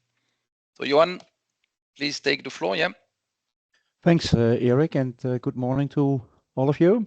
I think you combined two questions to me. So, starting with the first question, any concrete step? I think it would be good if we get a kind of a framework in place, which includes kind of a benchmark of safety levels within the intermodal freight transport, and then compare it with other modes of transport. And within such a framework, we should get some clear guidelines in place which safeguards the balance between safety and competitiveness. Well, having that said, I'm not saying that competitiveness should be leading, allowing to give on safety, but I think we need to find the right balance between those two elements. And to answer your other question about the GNS procedures and common rules, I definitely believe that the GNS procedure is the right platform or framework to come to common rules which are workable within the industry, but also acceptable for the authorities. Based on the experience which I made in one of the GNS procedures, I think there is still some room for improvement. Well, at least it surprised me that at a certain moment in that specific GNS procedure, we had to define a certain parameter, and we could not come to a conclusion of that parameter based on certain research or analysis or commonly agreed methods. So in the end, the way of working was that we did follow a parameter given by the authorities. And I think it's key in those kind of platforms and frameworks and GNS procedures that we always try to come to commonly agreed parameters based on facts or clear methodology. Thanks, Johan. Yeah, facts and evidence, that's of course always at the beginning of the GNS procedure. This is normally the action where we have to collect, and also Johanna, you insist on that to point out the data collection is certainly one of the key, I think, for the different GNS procedure, and then also in general, I think, when collecting safety elements. I would like maybe to have a reaction, I think, from Peter Reinshaar again, from Managing Director of ERMEWA, because you have heard from Johanna and also Johan about this framework. Now the question for improving safety in intermodal freight transport, should a European framework be viewed as a part of the problem or part of the solution for intermodal freight? Yeah, let me firstly thank Johanna for this excellent speech, because it summarizes basically everything we want to express. Europe clearly is the solution. But unfortunately, we're only halfway. The GNS is the best option we have at the moment, but as Johan just said, with some problems that still need to be addressed. Too many people, too many not really effective discussions. But I'm really confident that the GNS process will produce the results necessary. I wouldn't put safety and competitiveness into competition. For me, both are together. Higher safety, and we should really drive for ever higher safety. There's no limit to that. Is compatible with competitiveness. And but what we need to do is not to prohibit business. And this is, for me, is really the key element. Our business, and especially combined transport, is fundamentally European, and regulations are, and many rules and many national safety agencies are still in a national mode, and this is not compatible. This is, for me, the key element for competitiveness. It's not safety that is that is an issue. It's this national regulation and this national thinking that is not compatible with our business. Maybe I have a follow-up question, I think, based on what Ona said about this hammer test. So I'm astonished, I think, because when you see your email, your email meaning in the sector, so there's a lot of emails, I think, exchanged about this hammer test. So that's a question, I think, to you, Peter. I think, how can we move from this 19th, maybe century maintenance model to a more modernized and 21st century solution? What do we need to enable that shift? And maybe which kind of technology you see to support a more advanced regime for intermodal wagons? Clearly, I mean, what we've talked about the Gotthard Tunnel and the Swiss Federal Office of Transport Measures. This is 19th century. We will send wagons individually to workshops and have manual visual inspections. And the hammer test is again is a visual, a manual, an audit inspection that cannot be the 21st century answer to those issues. And there are things. There's wayside monitoring, and there's all the Europe. We have installations all over Europe, but we don't have sufficient coordination between the different infrastructure managers. There's a very, very interesting initiative from GS1 in Switzerland to coordinate and make this data available on a standardized basis to the different users, rail freight users and suppliers, like the wagon rental companies. This is one. There's video systems that actually take video and visual inspections, but automatic. There are boxes that can be installed on the wagons and that analyze vibrations and noise on artificial intelligence basis. And the combination of all these different data give us actionable opportunities. And there's a very interesting experience in the US. We should maybe inspire ourselves from this experience. And the European coordination is key. We cannot have one infrastructure manager block data transfer when the others agree. So this is not. There needs to be some regulation that says that helps in this sharing of data, because this is the key for the future. Thanks, Peter. That's one of the aspects about interoperability. Yeah? So there's the recent vote on the TSI telematic that should improve the exchange of data among the sector, and certainly among the rail undertakings and maybe the wagon leasing companies or the wagon keepers. Maybe to continue on this topic about the evolution about technologies. I would like now to ask the question to Alexei Belajev, who is board member of Tatra Wagonka. So that's the leading Slovak manufacturers of freight wagons and bogies in Europe.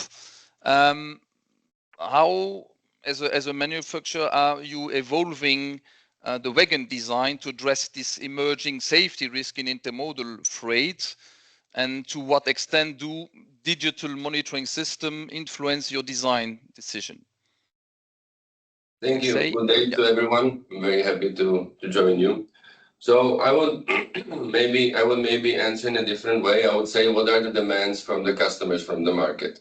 So very easily, everyone wants to transport higher payload.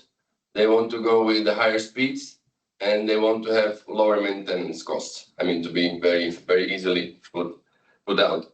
So with the higher payload, of course, it means that the weight of the wagon needs to be as low as possible, where we are basically having physical barriers. Even with running all the dynamic tests and everything, there are physical barriers which we need to take into account. For the higher speeds, of course, it's much faster, the transport, but also it improves in a way that with the higher speeds from 140 kilometers above, you are able to go basically with the passenger transport as well. So this is something which is improving. And for the lower maintenance costs, so of course we work with the supplier of the components, but here comes the telematics, which are quite important for lowering the maintenance costs, because they show the reality, if it's the infrastructure, if it's the usage of the wagon, so if it's the weather where they are traveling. So there are a lot of information how we can then adjust the development of the wagons. For the safety development, I would put it in a way that the coefficient, when you are computing the safety with all the tests that are required, usually put at 1.1. So it meaning you have 10% extra safety compared to all the regulations which you have. In Tatra Wagonka, the coefficient which we have is 1.3. So everything which we calculate, which we develop according to the new rules and regulation, we have 30% extra for keeping the safety. However, to speak very openly, it's very challenging to keep it with getting all the new rules and regulation and also getting all the requests from the customers. in order to be more competitive, more effective, we understand. But it's getting more and more challenging to keep this safety buffer within the new regards which we have. For increasing the safety, we are also doing tests in reality, meaning when we develop wagon, we don't only rely on the test, which we do compared to the rules and regulation or the TSI, but we're also trying to do the test in the reality in order to see exactly the behavior of the wagon, because sometimes they can be used in different ways that they were developed to be used. So this is something which we are taking into account and trying to increase the effectivity of the wagons. For the telematics, I have to say, basically, it's changed in past few years quite dramatically. Every wagon that we produce have a telematics. Sometimes before it was a wagon 1 out of 20, with GPS to know where the train are heading or where they are. But currently, basically, there is every wagon with telematics with different type of telematics. If it's for bearing boxes, if it's for overloading, if it's the GPS, as said. So there are a lot of types of telematics, and this is something which we in the design phase taking into account, because we are already preparing the spaces for the telematics in order to be inserted from the design. Well, thanks, Alexei. Maybe what is important, I think you mentioned that you put some buffer in your safety rules, and then due to the fact that there are more and more new regulation impacting that, do you have a specific example of that? So if, for example, the recent revision of the TSI wagon, is this really impacting also the safety design of your wagons, or you have then other examples maybe to provide? Yeah, so it does depends on the type of the wagon. So nothing comes to mind compared to the double pocket wagons, which I will be probably speaking later on. So this is something which impacted our design of the wagons, which we need to change. Also, if you remember, there was a change of the height of the, I don't know how to explain it. The height which you need to achieve from the bottom of the rail track was changed. So for example, we had to adjust completely the new development of the double pocket wagons because the height has changed, so we needed to change the size of the pocket, for example. Maybe I can add also for the telematics is that we welcome it very much, the telematics, but we do have one issue, and the issue is collecting the information from the telematics, from the different customer or operator. This is something which is very challenging for us, and this is something which we are working quite extensively, because this would really push even further the improvement of the development of the wagon and lowering the maintenance cost for such wagon. Thanks, Alexei. I will go now more to the really interoperability part of the ERA's role. I would like to ask now our chairman, so Mr. Stahlut, about interoperable. So how close are we to achieving a fully interoperable intermodal rail network across Europe? How do you evaluate the situation as one of the key intermodal operators in Europe? Let me maybe first express one old man's insight. And I'm now since 30 years in this business, and there's a lot done in the past, I must say. There's coming a but or an end. But taking a look in the past, we had handovers at locomotives at the borders. It was impossible with German drivers to go into a foreign country, or with Italian drivers to go into Switzerland. There were language issues. There were safety issues. We had these archaic checks at the start of a transport. We had so many issues solved in the past, and now locomotives are running all over across Europe. We have a handover of wagons between railway undertakings. We have common ideas how to maintain wagons. And I must say, operators are covering issues and impacts and bridging, and they are bridging gaps. But precisely bridging, the word, the semantics, is going in a total different direction. Bridge is infrastructure. And I'm asking me, why are operators always bridging singularities?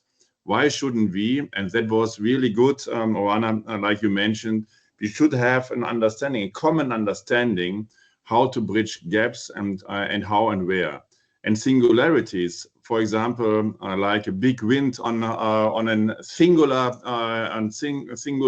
monument, like a bridge on oversea, it should be closed if there's wind.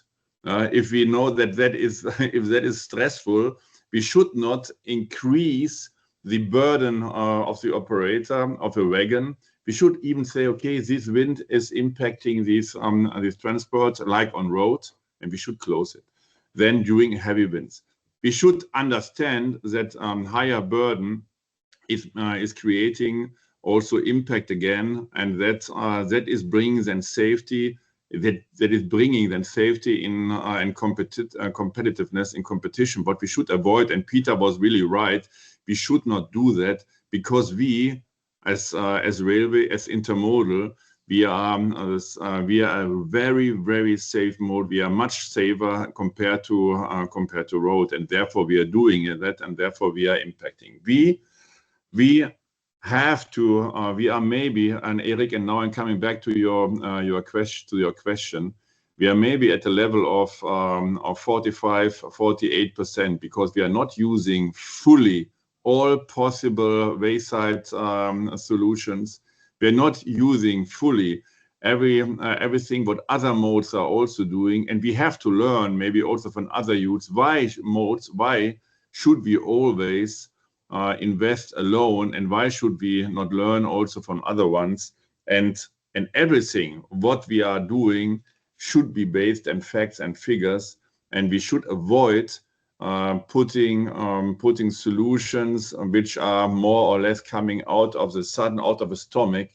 And we should really define interoperability as a goal for us all, knowing that rail is the safest transport, land transport system what we have in Europe, and therefore we are a solution with our current level of safetiness, and we will increase. I'm secure mutually, Joanna, together with all relevant players in our ecosystem, and that is really needed to come above 50% interoperability and to go to more than 80%. And the last 20 is then really an issue, Eric.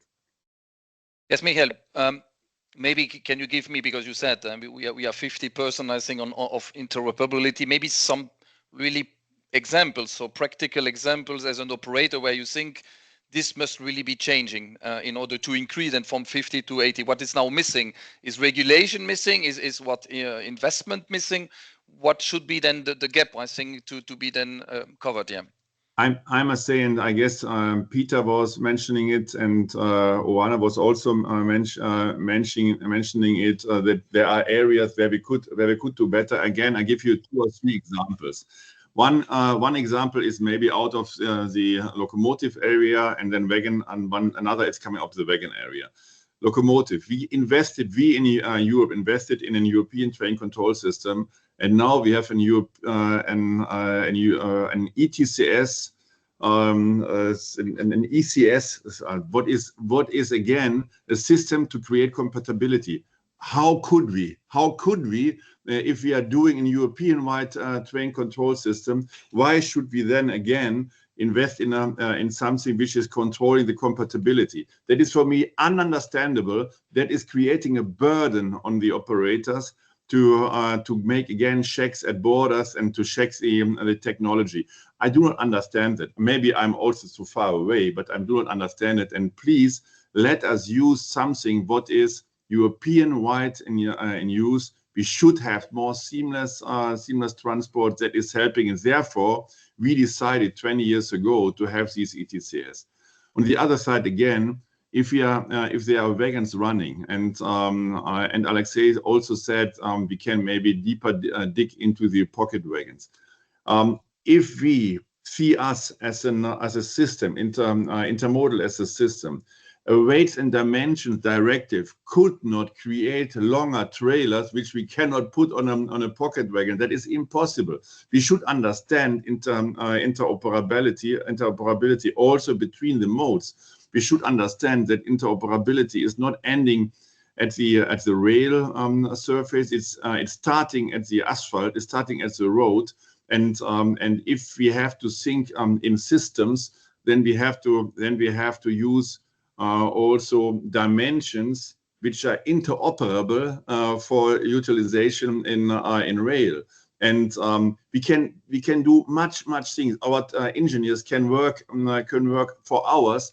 But if the other side, which has to be used in our system, is thinking differently, then we are not thinking in one system. That is precisely needed. And then knowing, I guess that mentioned also Johan at the beginning, knowing that our industries are to be linked, and the last panel said that also, we should avoid to have national one-way routes which are going in one direction, and like we were discussing in the last years. And therefore, I really appreciate the GNS procedures where we try to define a common understanding. But for me, there should be a stronger, stricter role also inside the GNS, that we are coming just to a solution, that we are not only sitting there exchanging opinions, but there must be also a decision table. Opinion is one side, but decision is then needed, because we should avoid to have more burden. That would be my recommendation if I want to go not to 80%, Eric, but to the next 10%, right? That would be already a step forward, yeah, indeed, yeah. Okay, thanks for those examples. We have our last speaker, so it's Anna Samsonova, commercial manager at Law Industry. So Law Industry is a French industrial group specialized in innovative transport system for goods and people. We have mentioned Denmark, we have mentioned semi-trailers, double pocket wagons. So why? Because semi-trailers account for roughly 20% of all UIR shipments in 24. And this key market has come under considerable pressure following the recent accident and incident in Denmark. Maybe, Anna, you can explain, I think, how Law has maybe integrated some new features in order to address this important problem.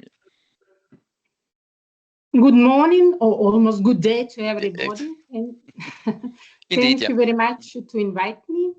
Thank you, Eric, for the moderation. And I absolutely agree with all previous speakers about the importance of the interoperability and also security of the railway business. And I'm representing the company who is specialized in the creation of the system for loading of semi-trailers in the horizontal way, like cargo beamer or aileron. Modalor is also the solution, the terminal and the wagon, able to load from road to the rail all types of semi-trailers, craneable or not. And already in 2007 is a creation of the line between Luxembourg and Perpignan. It was our decision to take an advantage and to install the special system for locking of the kingpin on the wagon. The name of this system is SVPI, and we have a guarantee that with this system, that kingpin of semi-trailers is locked in the safety manner. I'm sorry, I have a problem with the connection. In the absolutely safety manner on the wagon. I think and operators know that on the line between Luxembourg and Perpignan, we have part of the way on the Mediterranean Sea, and sometimes on this line we have a very strong lateral winds. So only one wagon, modal wagon, is allowed to be in operation with the lateral wind up to 140 kilometers per hour, thanks to this SVPA system. And what I would like to tell, we are talking a lot about the security, and probably security on the terminal is also very important to attract the semi-trailers to the intermodal transshipment. I think the most efficient way to offloading of semi-trailers or for attracting them to the road, to the railway, is a horizontal loading solutions.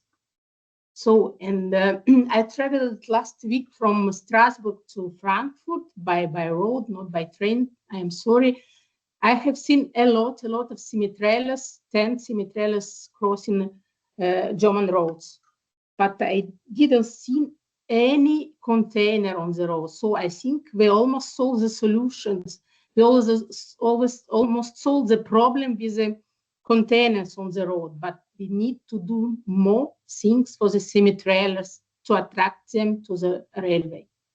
Thank you. Thank you, Eric. Thanks, Anna. So slowly we are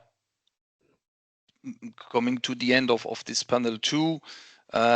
Maybe we can launch a survey as we had this for the panel 1. So I think it's exactly the same process. So what should be the industry's top strategic priority?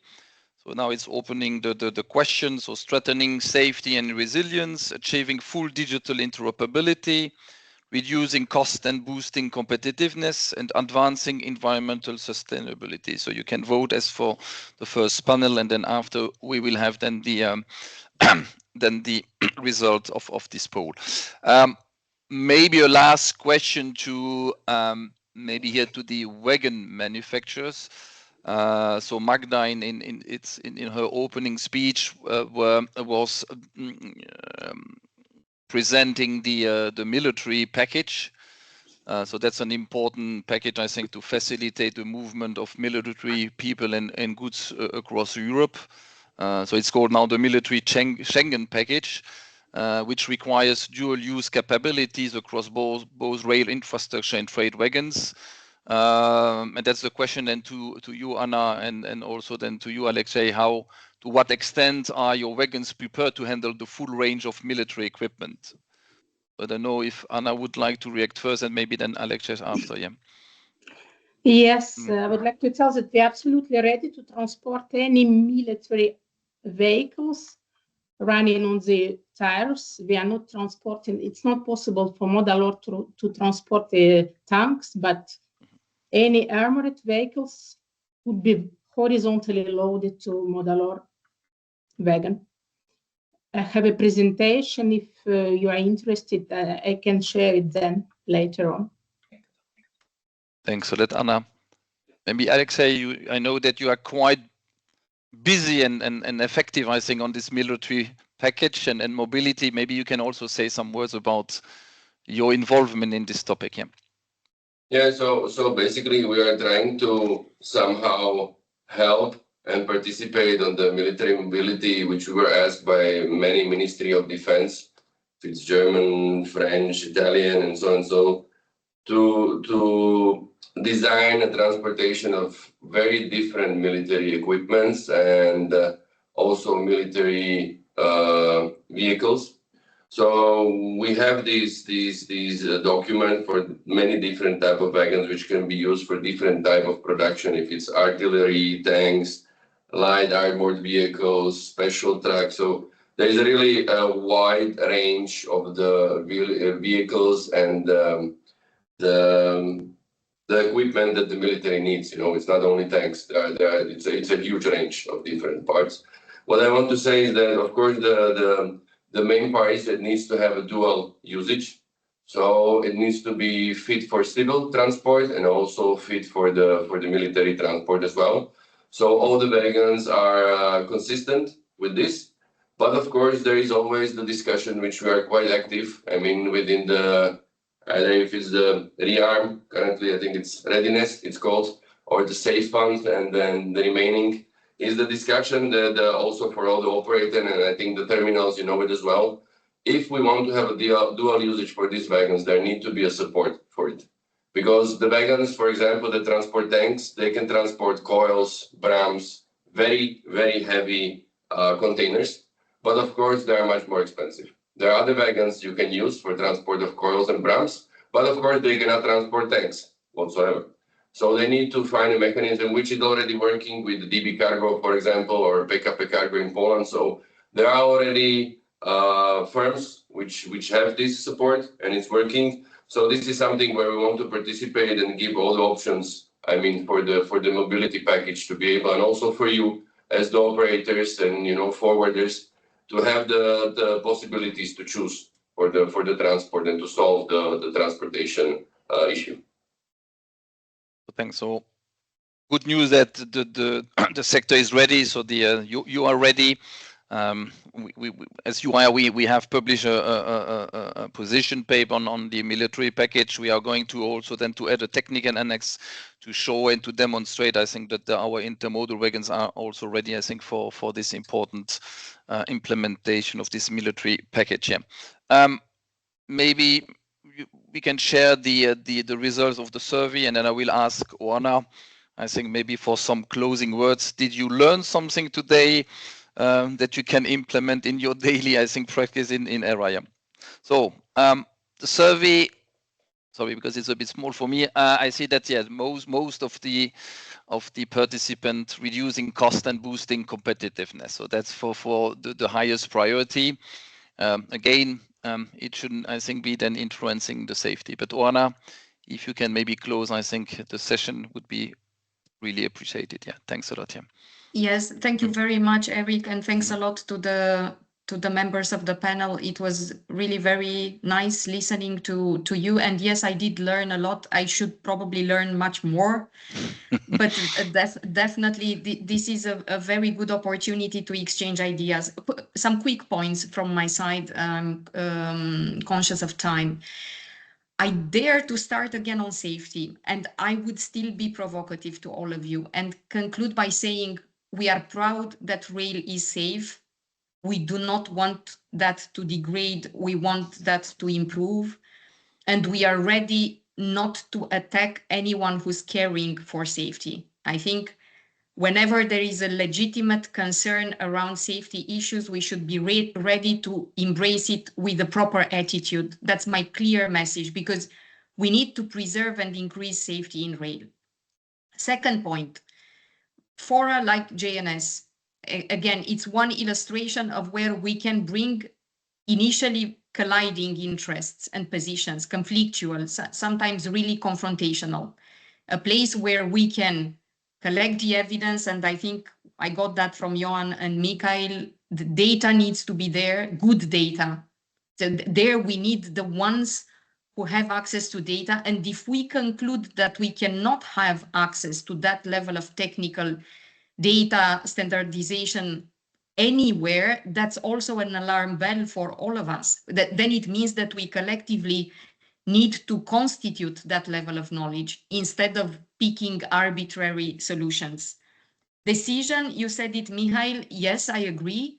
There should be the capability, after bringing all inputs together, having the difficult conversations with the right level of data. Indeed, we should be able to drive decisions. I would be provocative there and say, I'd rather see a JNS which works ahead of facts, a kind of proactive forum where we can make in a way that we don't need to react to an accident, but rather do the homework ahead, have the possibility to know where failures can occur, where procedures are not complete, data is not available, roles and responsibilities are not clearly understood, and try to already sort out some of those before an incident or an accident strikes. Innovation is important. You had provided very good examples. I think it goes to what we discussed about replacing the hammer. The discussion was going in parallel in the chat on more modern, innovative, multimodal friendly loading units, but that can spread across many areas. And there it's important to identify common needs and not seeing that as a competition issue, because hiding in the small boxes, imagining that we can resort to the old solutions without putting efforts together to innovate for common needs can only be detrimental. And I will end with the point related to the specification. So you talked about ERTMS and the TSIs, and we talked about national approaches damaging interoperability.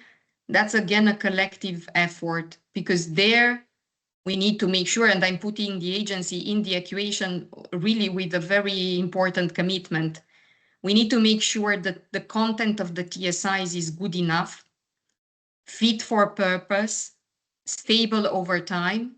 This was not the case for CCS TSI. I can state that ERTMS is not one of the examples where we can say we put good content in and we kept it stable for everyone in Europe to implement it. Implementation on track is 16% for ERTMS currently. So there must be something that we can learn from there. System compatibility testing, which was given as an example, is one illustration. There are several other elements which persist in terms of national rules, operational rules, that still hinder cross-border traffic. And again, for that, like for the JNS discussion, there we need to work together, because we cannot, I can write plenty of opinions saying that a national rule is not compliant, but that will not make the rule disappear the day after. I think what is important is this kind of team approach in which we sit together and we explain why we think the rule is important, therefore giving the member state the possibility to explain it, why we think it's not needed, giving the possibility to the ones suffering from it to defend their case, and then try to find a solution which is acceptable. Moving papers from one to the other, I personally don't think would solve the situation fast enough. So JNS as a network, but also the spirit of JNS, I think this is something that we need more and more in rail, instead of putting ourselves in confrontational positions. Thank you. Thanks, Ona, for these closing remarks. I would like also to thank, I think, all the speakers, I think, of the panel. Thanks for your time and also for your preparation. I will now hand over, I think, to Charlie back, I think, for the moderation of panel 3. So many thanks for your attention, and see you then certainly next year. Thank you very much, Eric. This was also a very, very interesting panel. My takeaways are, of course, safety first, but please allow the business. And of course, the second takeaway is intermodal as a system with increased safety, but with good data. And again, we have to work together. The next panel will start with a video, and it will be mainly about resilience. Don't bother, we will be over at 12:30 as planned. But let's start with a short video, then I will introduce the panelists, and then we talk about blue supply chain. Video, please.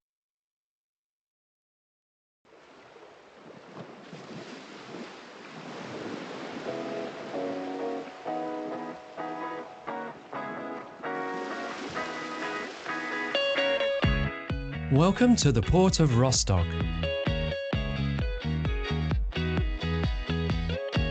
From here, our ferry route Rostock-Trelleborg connects Germany and Sweden up to 6 times a day.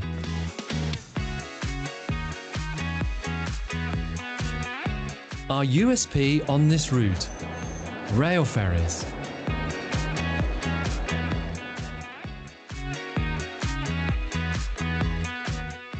Our ferries' rail tracks up to 1,000 meters length.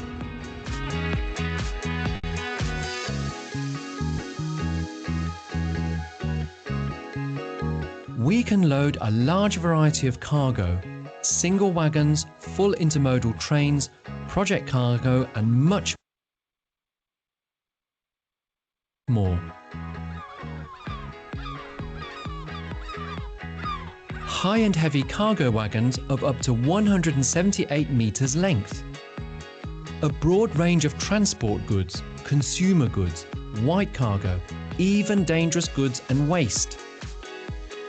Our service includes much more than just sea traffic. We carry out shunting operations to and from the ferry and act as an intermediary to the connecting rail operators.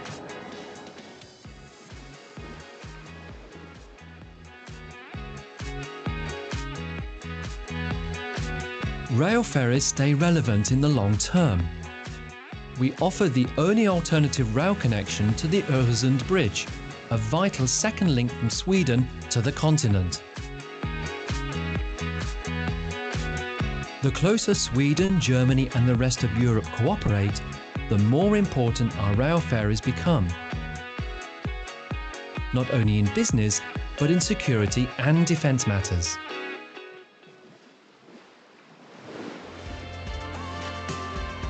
We are proud of our rail ferries from Rostock to Trelleborg, a flexible, standalone product for all railbound cargo, connecting Sweden and the continent more than 40 times per week. Rail via ferry. Your demand is our daily business. Get in touch.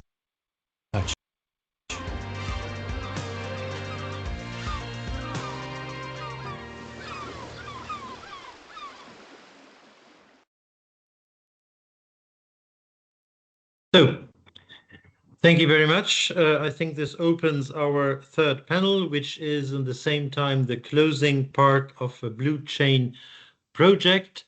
Blue Supply Chains project is about the strategy and the policy in the Nordic countries around the Baltic Sea. It's about operational issues, economic viability, and future perspectives. Let's start the panel in which we have Thomas Arvidsson from Raillock, Magnus Eliasson, the customer SSAB, and Katrin Werner from Stederline with Thomas Arvidsson. Please introduce yourself, Thomas, and say what the outcome for you of this project is. Thank you indeed for this, and have the opportunity to speak about the rail ferry connection. That is a vital interest for Swedish industries then and in general, but of course also by other issues I should mention later. First, shortly about me and my work in the ecosystem of logistics and transports. Beside my own business, Railog, I'm also an SME entrepreneur and in manufacturing and also in my own forestry. But I'm also vice chairman of the Swedish International Freight Association, vice chair for FIATA in Europe, and also chair for rail in the European Clearcut, and a Swedish member of the European Economic and Social Committee. So actually, I'm very glad that you also have the topic about dual use and military mobility. I heard some lines there on the end of the last session, and I'm going to be rapporteur then from ESC on the issue then later this week. Over to the rail ferries. For not so many years ago, Sweden have 8 rail ferry connections then on Finland, Denmark, Poland, and Germany. Now it's only 2, but it's only 1 in regular operation, and it's the line between Trelleborg and Rostock. Also in use then for ad hoc transport solution is also the rail ferry between Ystad and Swinoujscie in Poland. We have noticed then during the years that when we have a problem with accidents, planned or unplanned maintenance work then from the main lines via Denmark and also over the Öresund Bridge then, and that the rail ferry is indeed our lifeline both for import and export, because we have a base industry in Sweden that is heavily rail demanded or suitable for rail, if you should see it in a positive context. And of course, the same way you have declined the volumes in the single wagon load system in Europe, also the volumes have declined for the rail ferry connection between Sweden and Germany. And of course, naturally, especially after open of the Öresund Bridge, an amazing project that now in a short time is going to have a positive revenue. And we have a discussion also what we should use this positive revenue, both in Denmark, and especially in Sweden. And of course, we are standing to what's happened after 2029 when we have the Fehmarn Belt connection. And let me be very frank from a commercial perspective. From the beginning, the rail via Fehmarn Belt fixed connection should have 2 years in advance. Now, we not know how many years we are going to be after the road traffic is going to be opened. Secondly, we don't know then on which capacity today then we can plan for. From the beginning then, and it was said that we construct this so you can rely on 3 trains in each direction per hour, 1 via Jutland, the existing line via Flensburg, Padborg, and 2 via the tunnel over Fehmarn Belt. 750 meter trains. Fine. We now look at the situation when we have delayed infrastructure investments in North Germany, heavily delayed infrastructure investments in South Sweden, and also then talks about to increase the regional trains then to Stundentakt and Zealand and Greater Copenhagen area. So maybe this 3 trains per hour in each direction then is going down to, we don't know at the moment, 1.8, 2.1, and maybe less than in the rush hours. But also, I get a mail yesterday then from the technical then now work doing via the infrastructure managers then in Germany, Denmark, and Sweden, that average speed is going to be not so much high that we have expected. And as I mentioned also, we don't know what is going to be the price then to travel this route. And we have seen then in other sectors what happens when you don't have an alternative that you can mirror your activity to. So only in a commercial then setup, it's extremely useful that we have this rail ferry line then to compare to benchmark with, and also to have as a lifeline lost. Now over to the situation today. The government of Sweden have ordered 3 investigation reports then from the Swedish Transport Administration, the infrastructure manager then normally in Sweden, Trafikverket.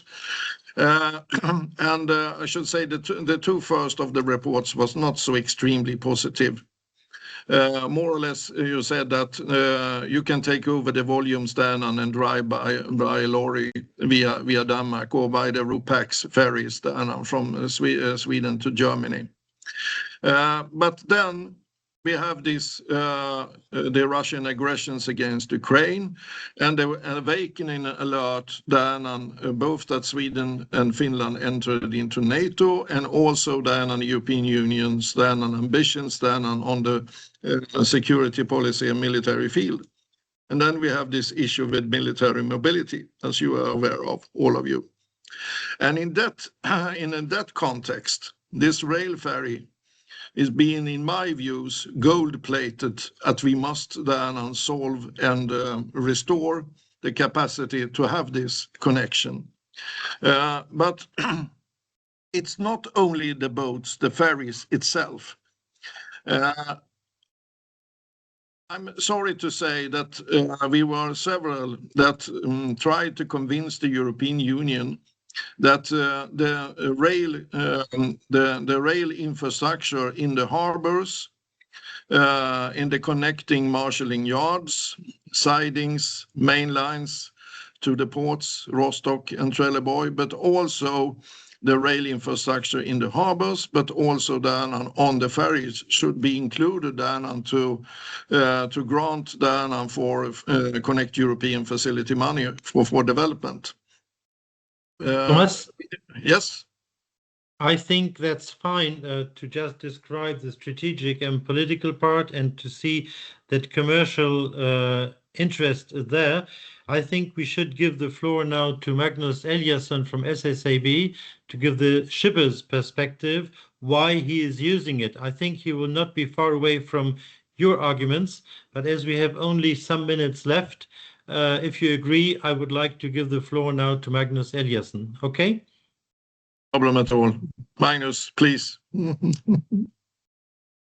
Magnus, give us the perspective and tell us why it's important to have backup solutions. Yes, thank you. Yeah, I'm Magnus Eliasson. I work at the Swedish steel company SSAB. I work with railway transports. I will share the screen actually, take it over for a moment. Before I come into the topic of the train ferry, I will just give you an orientation about SSAB, what we are. This is our vision, actually, a stronger, lighter, and more sustainable world. I think it's really good as it connects both to our products of high-strength steel and also the contribution to society. Some facts about SSAB, 15,000 employees and 8.8 million tons production annually, headquartered in Stockholm. We are located here in the world. We have production facilities in Sweden, Finland, and in the US. Some parts where we are leading is in some premium steels, high-strength steels, and also in leading the green steel transition. Market leader in the Nordics and also in some in heavy plates in the US. This is a glimpse of our brands and also you can view the applications they are being used in. It's about mining, heavy transport, construction like roofs on buildings, also a lot about welding and forming characteristics of the products. Like you have heard, we are into this fossil-free journey as well, where we are exchanging the process, moving from a blast furnace process to what's called the hybrid technology. And the main thing is to take out the use of coal and coke and instead run the process on hydrogen. And by that, cutting the CO2 emissions heavily. We have a plan for that transformation, and it's about customer demand and, like said, reduction of CO2, and also take benefits financial of it. And actually, SSAB accounts for 10% of the CO2 emissions in the whole country of Sweden and 7% in Finland. So it's a big potential in that reduction. On that journey, we are right now into building new steel mills in Oxelösund and in Luleå. Oxelösund, first in line, will be up and running in a year from now, and 4 years from now, a completely new steel mill up in Luleå, north of Sweden. Finland coming next in line. Then over to the field of logistics and transportations. This is an overview of how it looks like for us. We are heavily dependent on railway transportation. We use it to a very big extent. About 75% of our transports in and from Sweden is on rail. Roughly 1 million. We have 2 steel shuttles where we transport steel slabs. Roughly 2.5 million tons annually on those, and then outbound for customers, about 1 million ton domestic Sweden and 500,000 ton exported from Sweden to Europe on rail. And just to understand how much steel we transport on rail, it actually equals to the amount of steel in 2 Eiffel Towers every day being transported on rail in Sweden daily. That's a lot. Yeah, it is really. The setup you have for 2 more minutes. Yes. Thank you. You have 2 more minutes. Yes. the setup from Sweden to Europe, we have this is very important to us. We use two transport channels. One is via Denmark, and the other is via the Trelleborg Rostock and the train ferry. And this together we do together. We are our train and railway operator. We use this what we call a two-way strategy. And we have a daily train, 7 trains a week leaving Sweden, and it's divided on 3 trains via Denmark and 4 trains via Trelleborg Rostock and a train ferry. SSAB is the biggest customer of this train ferry. And regarding volumes, I don't go deeper into that, but about 60% of the volume is via the train ferry today and 40% via Denmark. And the main message here is that we strongly believe in having this set up out of capacity reason and also out of redundancy, and especially redundancy, I would say, because if one way is closed, if something would happen on the bridge to Denmark or a maintenance stop or something else, we still have a transport channel via the train ferry. So it's really important to us. Otherwise, it would be a really sensitive setup of logistics here. So my final conclusion and message is that it's really important to us. It's of great importance for us at SSAB. Thank you. Thank you so much, Magnus, because I think it's important to hear the customer, and your message is very, very clear. Katrin, you are representing the operator and the ports. Do you have anything to add to the video? Not really, and thank you for having me. My name is Katrin Ferner, and I'm in charge for the freight issues, I would say, on Stena Line in the business region Germany. And as you have seen, the rail ferry, so I will not share the prepared presentations because we don't have so much time anymore. But I think a lot is said already. And what I would like to add is that our service is extremely reliable and punctual, of course. We have 3 sailings per day in each direction. The crossing takes 6 hours, so it's a very fast running service. And we can take on every ferry a full train. So we have 1,000 meter lengths. We have different cargo types currently. We have the conventional wagons, as Magnus has presented from SSAB. This is our biggest supporter, if I can call it like that, and thank you for this. But we have also high and heavy cargo types, construction machines and whatever is high and heavy on train.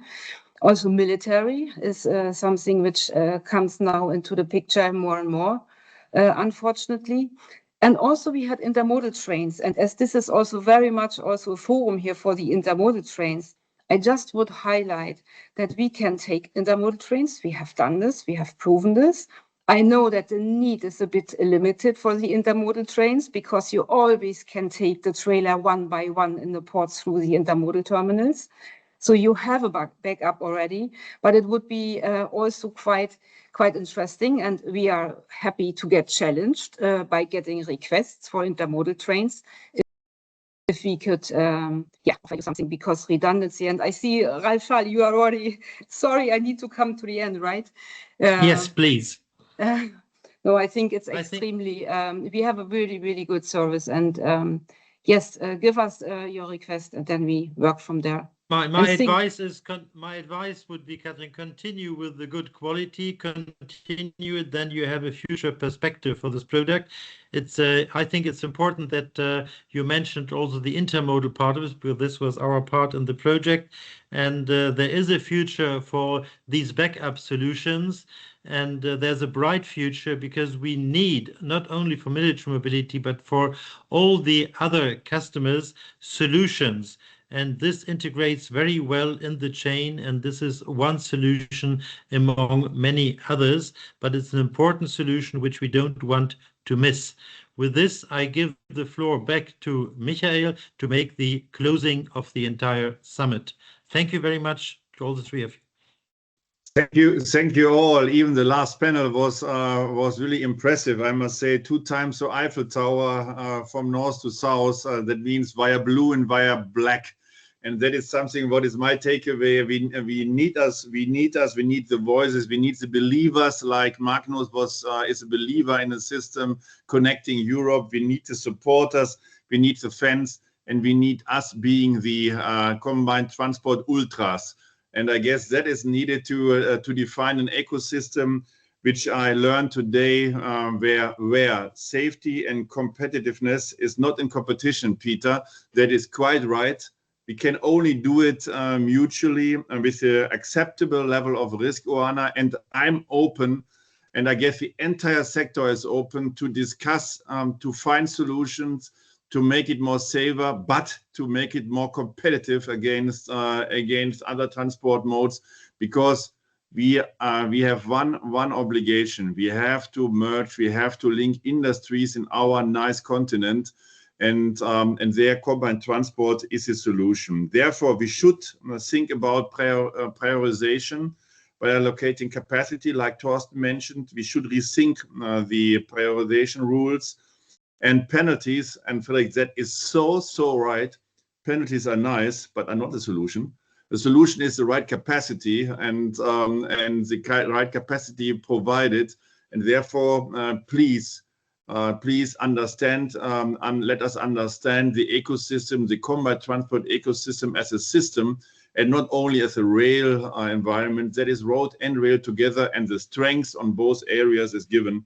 And we should integrate a terminal view. That is for sure needed. More than 80 billion are on the table to increase capacity, maybe also in the military area, but also in infrastructure. I'm happy to have this discussion together with you, and with this outlook into a hopefully nice 2026. I wish you the best year end. I wish you a Merry Christmas, and let's work for it. Let's do more intermodal. Thank you all. Thank you for having you today at the table. Thank you. See you. Bye-bye. Tschüss. Thank you. Bye.